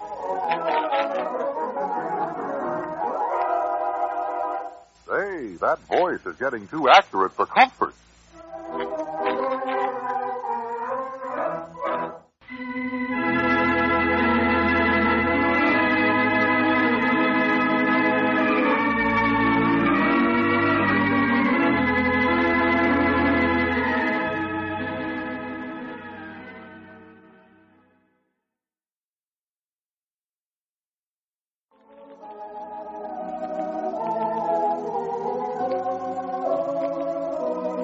Now let's see what's going on down in Pine Ridge. Well, as we look in on the little community today, we find Lum and Abner unlocking the front door of the Jotham Down store and restaurant. Listen. Hurry up and get the door open, Abner.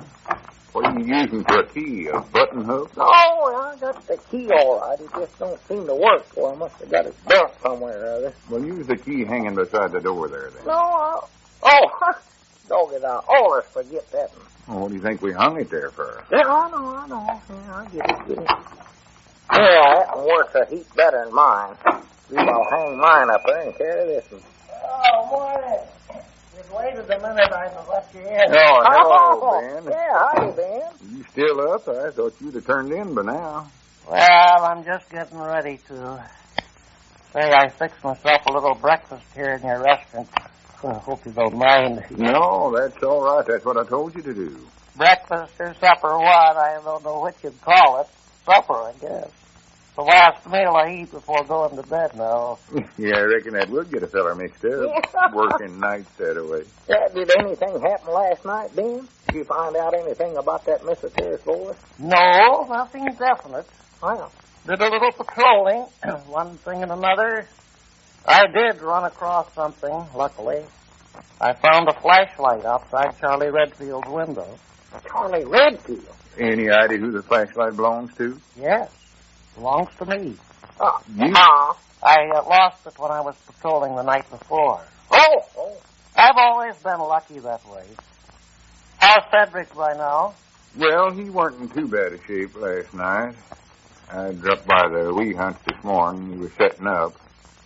Doc Miller wrapped a few bandages on him. He weren't hurt serious. Wow. Mike and I twisted his head off when we first found him. That was your fault, Lum. You was out there twisting his head around. You didn't know that he had his coat on backwards when he had the accident. But I say it weren't my fault. Well, that's good. Well, just how did that accident happen? You were here in the store at the time, wasn't you? Yeah, we got here. We heard the crash. We don't know exactly how it happened, though. All we know is Cedric come zooming down the street here, and old Lawman must have been going 25 miles an hour, I reckon. Run right smack dab into the watering trough out there in the street. Yeah. The car hit that trough and bounced back about 4 feet. That thing flew into 1,000 or 100 pieces. Left Cedric standing right there in the road holding the steering wheel. But I bound you scattered parts of that car for 2 blocks. Oh, you're exaggerating, Abner. Well, not very much, I ain't. Well, if Cedric was standing up after the accident, how did he get hurt? Well, some of the parts come down and hit him on the head. See, he was too dazed to duck. Yes, right, young boy. We called Mr. Douglas down the garage, and he come up here and hauled the car away. In a tow sack. Well, now, as I understand it, Cedric got a call from the boy warning about this accident before it happened. Is that correct? Well, not exactly. The Weehunts did get a call from the voice before the accident, but we found out later Cedric weren't home at the time. His mama was the one that answered the phone. All right, doggies, it looks like if a call comes to anybody's house, that whole family's in danger. All right, doggie, that voice is a ghost, that's what it is. I know dad blame well it is. Abner, I told you it couldn't possibly be a ghost. There ain't no such thing as ghosts. I don't think. Well, there's one now. Ben, do you know of any way to get shut of ghosts? Well, Abner, there's an old saying that if you put a bowl of potato soup up on the roof... Ben, let's not get into that subject. I've been having enough trouble with Abner worrying over ghosts as it is. I think you ought to get some sleep anyway. Well, I guess you're right, Lum. You're going to wear yourself plumb out. You can't be on duty all night long and then sit up half the day talking. No, your eyes look like two burnt holes in a blanket right now. Yes, you're right. I'll go back and get a little shut-eye. That's the modern expression means take 40 winks. Oh, that's a good one. Shut-eye. Don't forget to check on the phone call for me. We won't. We'll wake you up when we leave tonight. Bye. What kind of soup was that he said, Lum? Potatoes? Abner, you ain't going to scare no ghost away with no bowl of soup. I can tell you that right here and now. Oh, as well as I love that stuff, I might go up there and help him eat it. That's why you want to try it, I know. I bound you, I could scare away a ghost with some of that soup that you made for your restaurant yesterday. Oh, that weren't so bad. Ulysses had a whole bowl full of it. Yeah, he looked a little like a ghost when he got done with it. What did you put in that junk anyway, Mom? Just the usual greetings. Just opened up the soup cans and added water. Might have scorched it a little. You stood a little close to the water pump, too. Wait a minute. Look who's here. I hardly load you in all them bandages. How you feeling, Cedric? Oh, just fine, I think. Well, don't you hurt none at all, no place? Well, Mr. Dr. Miller said one of my shoulders was going to hurt something wonderful, but I can't recollect which one he said it would be. Oh. Well, you ought to find out about that, Cedric. Yes, Mama. I'm going to call him after a while, because everybody keeps asking me about it, and I don't know what to say. I want to tell them straight of it. Yeah. Well, here, you better sit down here. Take this rocker. Scat, get out of there, Geraldine. Get on out. Sit down, Cedric. Well, I can't stay, Mr. Abner. I've got to get over to the school and show my little chums all my bandages. I just dropped in to tell you I'm quitting, Mr. Abner. Quitting? Yes, Mom. I can't be your bodyguard no more. Well, why can't you, Cedric? Because I got a new job. Since we got that call from the voice over at our house, I've been hired by another feller. Who? Me? You? Yes, Mom. From the looks of things, I'm going to have to spend all of my time bodyguarding myself. Oh. If I'd have thought of this day before yesterday, that accident might not have happened. Well, now, Cedric, you can't just quit me that way without no notice. Don't forget, I'm paying you for this. Oh, but I'd give me a raise. You can't blame a feller for wanting to better himself. Well, no. Can you afford that raise, though, Cedric? Well, I didn't think so at first, but then I got to studying and figured out that as long as I'm getting a raise, I could afford it. Oh. You see, I just pay myself out of my profit. Oh, That's what I do. yeah, that's right, sure. Doggone, I never thought of that. Well, I've got to be getting over to the schoolhouse. I want to disappoint my little chums. Yeah, well, Cedric, if you ain't happy with your new boss, why, you let me know. Well, I'll let you know, Mr. Abner. I promised myself a 2-week trial. So long. Yeah, so long. Doggone, I sure hate to lose my bodyguard, especially at a time like this, right when things are getting worse. I said there was a business conference if I ever heard one. Yeah, you'll have to hand it to Cedric. He knows how to make money on it. Well, now that's silly. How can he make any money paying himself that way? He got a raise. No matter how high he raises his salary, he's still the one. Well, morning, Squire. Yeah, morning, Lum, Abner. Just old Cedric. He seems to have gotten pretty badly banged up in that accident yesterday. Yeah, he's lucky it weren't no worse. Yes, well, the worst part of it is he didn't have a nickel's worth of accident insurance either. I tell you, men, this situation's getting out of hand in this town. You're right, it is. Everybody's scared to go out of their house even. Ruining business. I know it is. And that town marshal of ours, Uncle Henry Lunsford, he isn't doing a thing about it either. Well, to be honest, I never did put much dependence in Uncle Henry. Is Ben Withers doing any good, Lum? Well, he's working hard at it, I'll say that for him. Well, what we need in this town is some definite action. You know that things have gotten so bad that Mamie Phillips has quit her job over at the telephone office. Yeah, I know. She ain't set foot in that place for 2 or 3 days now. And what's more, she says she ain't going near there as long as that voice is haunting everybody. Well, I don't blame her. I wouldn't go near there neither. Well, it's hampered my business, old man. It doesn't matter about the local calls. We don't need a central girl for those. But with her gone, I can't make any long-distance calls. Yeah, that's right. I hadn't thought about that. And I wish we couldn't make no local calls neither. Keep that bad blame voice off the line. Hey, wait a minute. Why can't we do that? Do what? Go over to the telephone office and undisconnect the whole dadgum works. And put that voice out of business. I know that that's a good idea, Lum. Come on, let's do that. Well, just a minute, old man. Won't that disrupt our local business here? If we don't do something, there won't be no local business to disrupt. Come on, Squire, you come along with us. Yeah, all right, I'm right with you.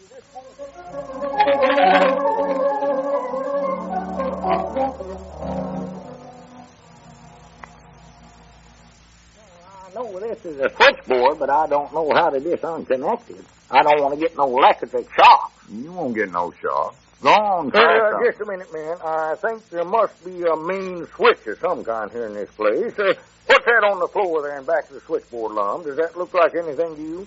What about you mean? Down here? You're right there by your left foot, yes. Well, it's some kind of a gadget. I don't know where it's the main switch or not. Abner, take hold of that wire there and see if anything happens. I ain't going to do it. Well, you won't get hurt, I don't think. Well, I don't want to take no chances, not after the way that voice has been warning everybody about death and accidents and all that. Wait a minute now. Wait, that might not be it now. What about that thing about a foot or so farther over at the left? Get down there and look at that, Abner. What is that? Well, I'll get down here, but I ain't going to touch it, I'll tell you that. I still think this gadget here's got something to do with it. Well, you might be right, Lum. We'll have to try everything. Perhaps the best thing to do would be to call up Mamie and ask her. Wait a minute. I think this is the thing right here we're looking for, right here on the switchboard. Yes, I'm sure that's it. Yeah, there. I believe that'll disconnect everything right there. Well, good for you, Squire. Hey, help me get up, Abner. Well, wait till I get up myself. Granny, it's sure dusty. Yeah, this place is full of dust. Here, you can tell Mamie ain't been around here lately. Don't brush that dust right in my face, man. Excuse me. Well, come on, let's get out of here.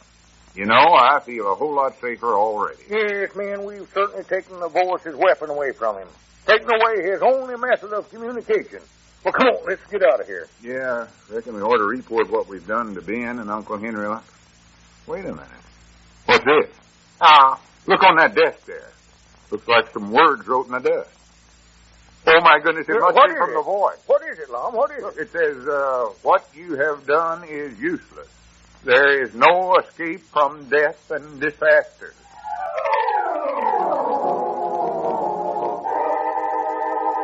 And there seems to be no escaping the voice, either.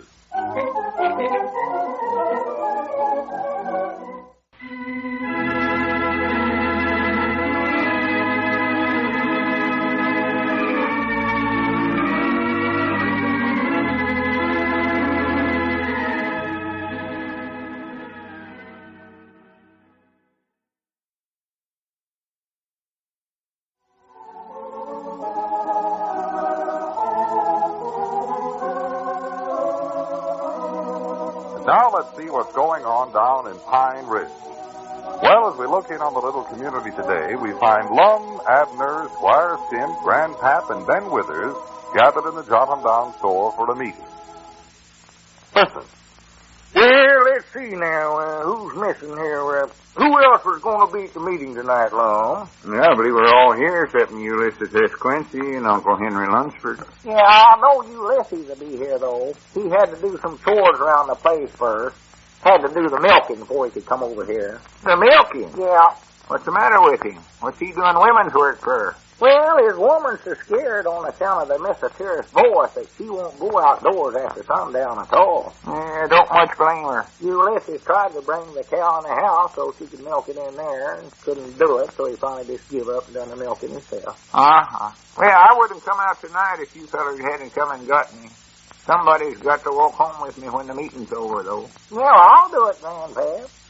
If somebody goes with me. I wonder why Uncle Henry ain't here yet. You'd think him being the town marshal, he'd be the first in here. You told him about the meeting, didn't you, Ben? Yes, I told him. 7:30, I said. 7:30 sharp. Did he say he'd be here? Well, yes. He said he might be held up for a while on account of some work he had to do with that bloodhound he's got. Oh, you mean he's trailing somebody? He's trailing the hound. Seems that the dog got lost again.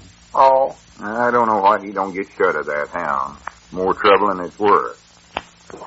Granny, Well, evening, Ulysses. Okay, Lum. Got here all right, I see. Yeah, made it okay. Well, find yourself a seat. We're about ready to start here. Okay. Just sit any place there, Ulysses. Okay, this chair here okay? Yeah, that's fine. Okay. How are you feeling tonight, Ulysses? Okay, Ben. Well, let's see. Who else ain't here now? Or, wait a minute. There's our ring. Will you get it, Abner? Oh, no, sir. I ain't going to answer that telephone. Not after dark. Well, Abner, even if it is the voice, he can't do nothing to you over the phone. He don't need to do nothing. All he's got to do is call you up, and the rest of it happens to you automatic. Well, somebody's got to answer it. Ulysses, you're sitting close to the phone. You answer it. Okay. Well, you take it, Squire. You got a good telephone voice. Well, maybe I'd better not, Lum. I want to save my voice as long as I have to conduct the meeting here tonight, you know. Well, here, I'll answer it. Yeah, that's a good idea. You answer it, Ben. I'll vote for you. Yes, sir. Hello? No, this is Benjamin Franklin Withers. What is it, Uncle Henry? Uh-oh. Sounds like trouble. I see. Uh-huh. Yes. All right, fine. I'll tell him, Uncle Henry. Goodbye. That was Uncle Henry, once. Yeah, we know. What happened? Says he won't be able to make the meeting tonight because he's down sick in bed. Well, Because he's so weak he can't even sit up. If he can't sit up, how can he get out of bed to use the telephone? Yeah. He ain't no sicker than I am. He's just scared to get out of doors after dark. That's his whole trouble. Fine town marshal we've got. Yes, The nice. worst part of it is we pay taxes for such as that. I can tell you one thing, I ain't going to vote for him when the election comes up, even if he is the only one running. Is that what you say, Ulysses? Yeah, okay. Just a lucky thing we hired Ben here for night watchman, or we wouldn't have no police protection at all. Yes, I'll second that remark, Lum. Well, men, as long as Uncle Henry's not coming, I guess we might as well get the meeting started. Yeah, we better. Well, I think we'd better just dispense with all the formality and get right down to the heart of the subject that we're here for tonight. Oh, say, Squire, excuse me for interrupting, but before we get started, there's something I'd like to bring up. Just take a second. Well, yes, you go right ahead, Lum. You got the floor. Go right ahead. Well, I just want to say that if you fellas ain't bought any Easter seals yet, I think you ought to do it. I've been reading up on this, and you know, they do an awful lot of good with that money you send in. It goes to the National Society for Crippled Children, and they use it to take care of thousands of young'uns all over the country. Clinics and hospitals for them. Give them treatment that'll help them to learn how to walk again and to use their hands. Buy them wheelchairs and braces, educate them, and learn them different trades so they can make their own way in life. Oh, they do just about everything for them. But that all takes an awful lot of money. And the main place to get it from is the sale of Easter seals. So I think we ought to buy all we can and pass the message on to everybody you see. I'll amen that remark, yes, sir. Yes, that's a mighty good suggestion, Lum. You couldn't put your money in a better place. Yes, I'm sure we'll all attend to that right away. Did you have any more you wanted to say, Lum? No, that's all. Oh. Just be sure we all do it. We better get on with the meeting now, I reckon. Yes, that's a very nice talk, Lum. Yes, Thank I'm you. glad you mentioned that. Well, men, the purpose of this meeting tonight is to sort of assemble what Ben, just a minute, would you please wake up? Quiet. Wake up. Yeah, come on, Ben, listen. Now, men, as I say, the purpose of our meeting tonight is to assemble what information we've gotten so far on this mysterious voice, and then to see what our next step should be. Obviously, something has got to be done, and I think it might be a good idea to start off with the report of our new night watchman, Ben Withers. How's that? He's been working on this case for several nights now, and I imagine he's gathered a few facts and perhaps some clues. Yeah. Now, you go right ahead and give us your report, Ben. Well, thank you, Squire.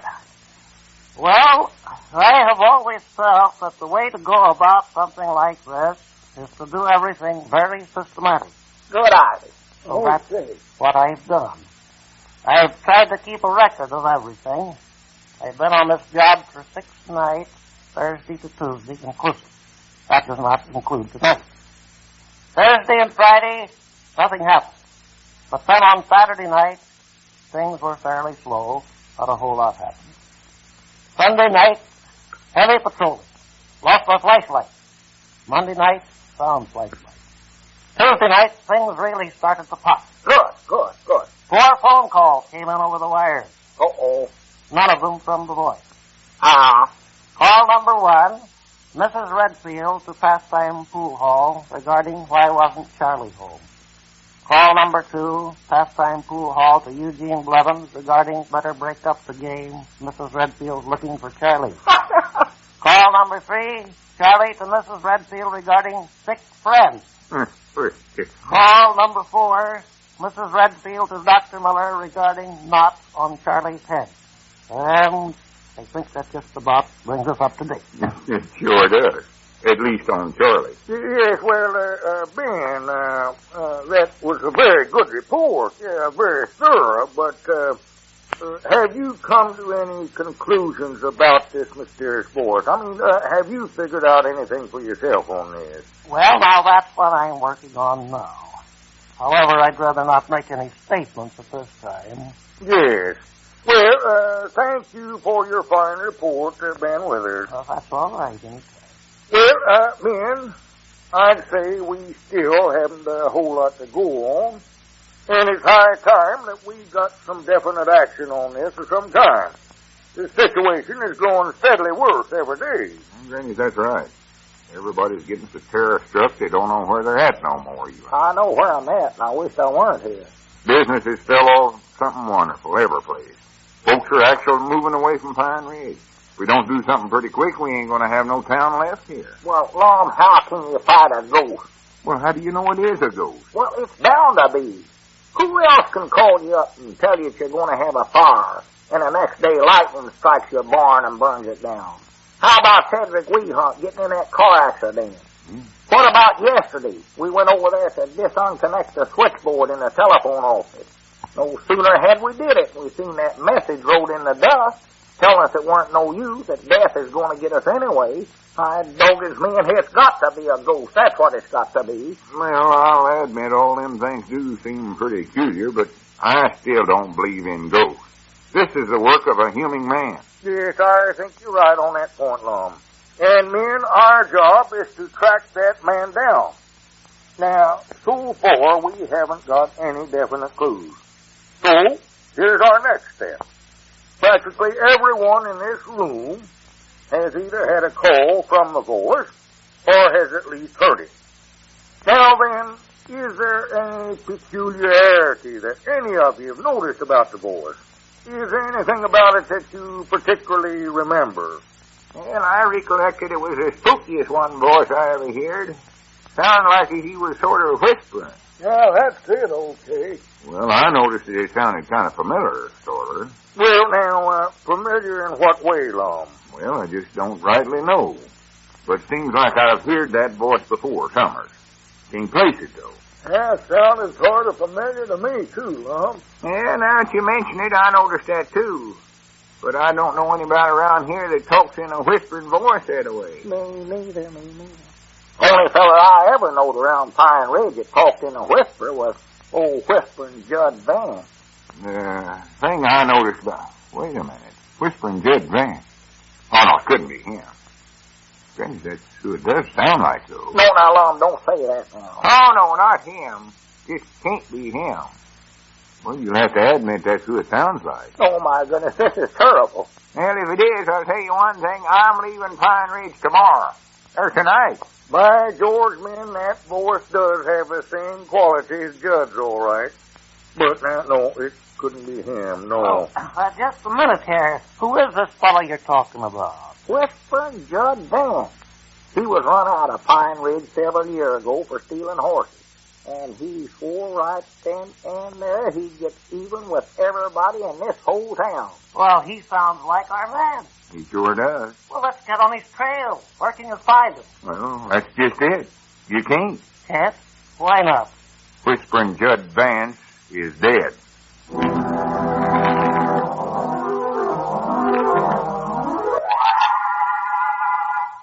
Well, that eliminates Whispering Judd Vance. Or does it?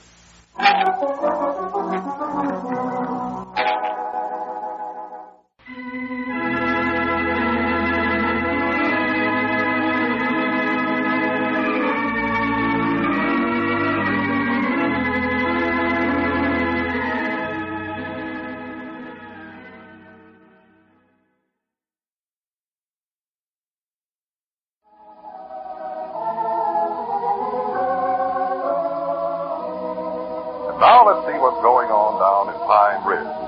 Well, as we look in on the little community today, we find Abner in the Jotham Down store and restaurant talking to Cedric Weehunt.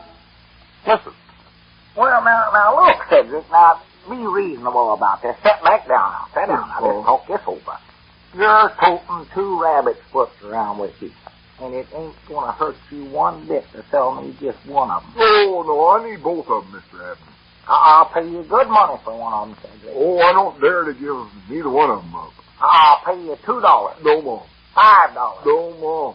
Now, Cedric, I've just got to have one of them, cause, well, Cedric, I'll let you in on a terrible secret if you'll sell me one of them rabbit's foot. A secret? Yes. Oh, I just love secrets. Tell me.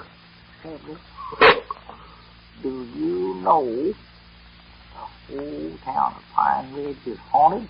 Yes, Mom. Said you, I've heard of haunted houses before, but this is the first time I ever heard of a whole town being haunted. But I know as we've got one. Now, will you sell me one of your rabbit's foot? No, Mom. I I know all about the town being haunted. Oh, you do, huh? Yes, Mom. Everybody's talking about it. And that's why I need both of them rabbits. Well, Cedric, I've got to have some protection against that dad-blame ghost. I can't run around this way. Yes, Mom, but I'm twice as big as you are, Mr. Abner, so I need twice as much protection. Oh, I don't know. I'm so big I don't believe one rabbit's foot would cover me. Cedric, if they work at all, one ought to do the trick for you all right. Well, yes, Mom, but don't forget we've had a call from the ghost at our house, and I've done had one accident already. That car smash up. Well, yes. And you ain't had no accidents, or your barn ain't burned down, or nothing. Yes. No, but, well, wait a minute now, Cedric. I did have an accident, too. How about that night when you was supposed to be bodyguarding at my house and you shot me full of bird shot? Oh, well, that weren't no accident. I done that on a purpose. Oh, you did, huh? Yes, Mom. Doggies, I figured that. Oh, no, it was accident. It was accident. I bet it wasn't no ticket thing. Of course, on the other hand, you might have thought I was somebody else. So it must have been. Yeah, you might say that you shot me accidentally. Good. Yeah, you could call that accident. Yeah, you could do it. Better sell me a rabbit's foot now, Cedric. Well, I just hate to sell them. I might loan you one for a day or so. Well, I don't care how I get it, just so that I got something to carry around with me. Oh. Yeah, I might do that. Well, good. Here, I'll let you have the littlest. I don't care what size it is. It's named Philip. Yeah, much obliged, Cedric. Donkeys, I feel safer already. Mr. Abner, just who is this feller, or ghost, that's haunted Pine Ridge? Well, I reckon maybe you don't recollect him, Cedric. His name was Judd Vance. Whispering Judd Vance, everybody called him. Because he had some sort of peculiarities about his throat and always talked in a sort of a whisper. Fact is, that's how we figured out who the voice was. He talks in a whisper, too, you know. Well, I ain't never heard him myself. Yeah, well, that's what he does. Says all that about death and disaster, all that stuff, you know. Do that some more, Mr. Abner. Makes me cool all over. Do what, Cedric? Whispering that way. Oh, no. Anyway, this Judd Vance, he used to live right here in Pine Ridge. And finally got run out of town for horse stealing. And he swore up and down right standing there he'd come back here one of these days and get even with every one of us. Were you in the bunch that run him out of town? Why, sure, I was the main one of them. Uh-oh. What's the matter? Of course I were again the idea. I thought Judd was innocent. Fact is, I thought he was the nicest feller I ever knowed. So nice I wished he was my uncle. Oh, nice Judd Vance. That's what he said. Oh, wait a minute. What are you hollering for, Mr. Abner? Be quiet, Cedric. You might be here in the store listening to us. Where? Well, any place around here. You can't see him. He's a ghost. He's been dead 8 or 9 years. Well, I thought you could see ghosts. See them bed sheets they always wear. Well, I don't much believe you can in the daytime, Cedric. You can't on Halloween night, I know. Well, mostly at night when you can, I think. Like goblins and elves. Well, I don't know much about them, Cedric. They come out of a night. They do, huh? Yes, Mom. 12 o'clock midnight. High midnight. Well, I've read about them in school. well, They come out at midnight and get together on a green carpeted knoll in the middle of the forest and dance in the moonlight. I see. Period. Well, you know more about them than I do, Cedric. I never heard much about them. Reckon they got a jukebox out there in the woods. I don't know nothing about them, Cedric. Well, they got to have music to dance by. Might be a jukebox. Might be, I don't know. Of course, I don't know where the little elf would get any nickels to play it with, so. Well, Cedric, you just have to figure that for yourself. Because, yeah, howdy, Lum. When is this town tore up? Huh? My. Oh, hello there, Cedric. What, Mr. Long? I never seen the likes of it. I saw a few people scared to death, but this is the first time I've ever saw a whole town scared out of its wits. On account of Jud's ghost, you mean, Lum? Yeah, it was bad enough when he was still alive, but now that he's dead, it's terrible. You know what, Lum? Elizabeth claims that she seen him last night. Seen old Judd? Yes, sir, seen old Judd. Said he floated right by the window twice. Oh, she must just imagine that. Well, she might have. I don't see how she could have seen him. She had her head under the pillar all night. Leastways, I hope she never seen him. Well, you never saw nothing floating by the window, did you? Why, no, not a thing. But on the other hand, I had my head under the pillar, too. Well, Papa said he seen him. Oh, now, Cedric. Your pa seen him? Well, he said he did. He said first he heard the pump handle squeaking, and then he looked out the window, and there he was. Well, I never knowed ghosts got thirsty. Well, I don't know whether they do or not, but I'm pretty sure that your papa just imagined all that, Cedric. Well, now, it could be long. We all know that Jud's ghost has come back to Pine Ridge, and he's trying to get even with everybody like he said he would. Well, I don't know whether that's it or not. I never did believe in ghosts before, but I'll have to admit some awful peculiar things has been happening around town here lately. And that voice sounds just like Jud's, too. Now, we all agreed on that. Yeah, I just don't know what to think. Especially after the way old Lead acted last night.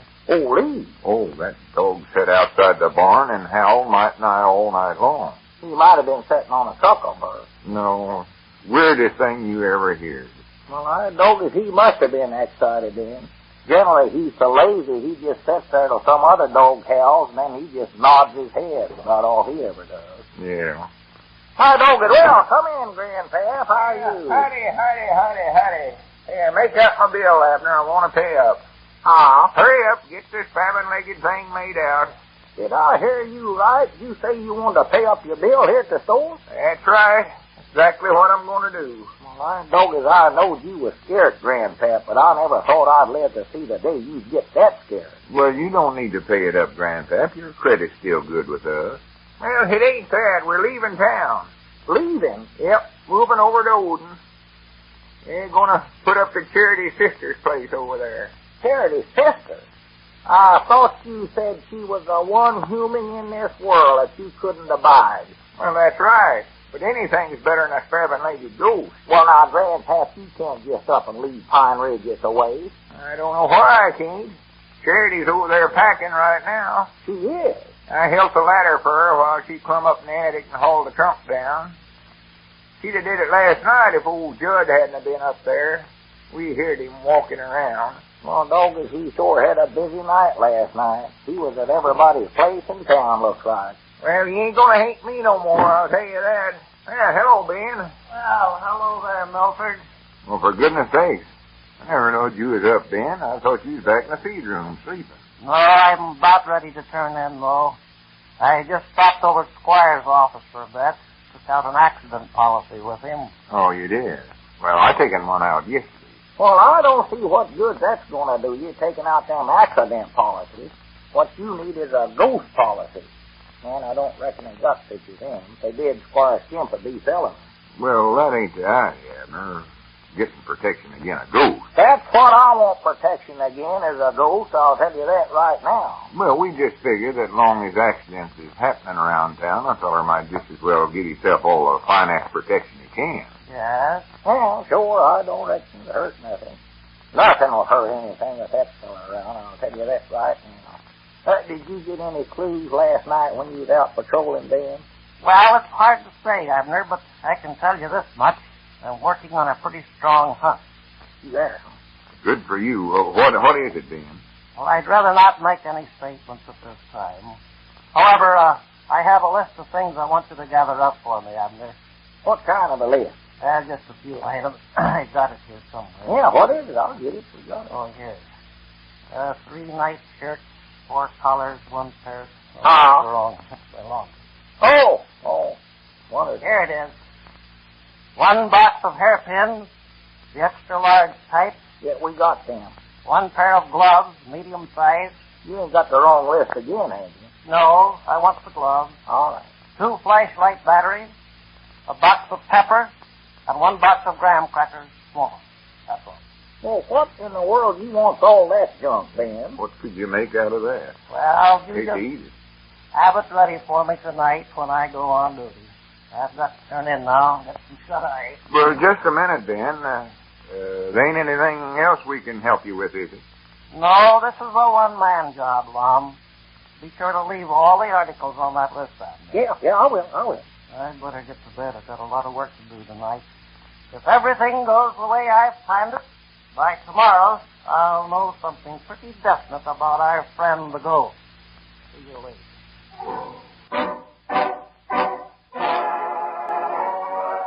Well, that's a strange assortment of articles to use for ghost trapping.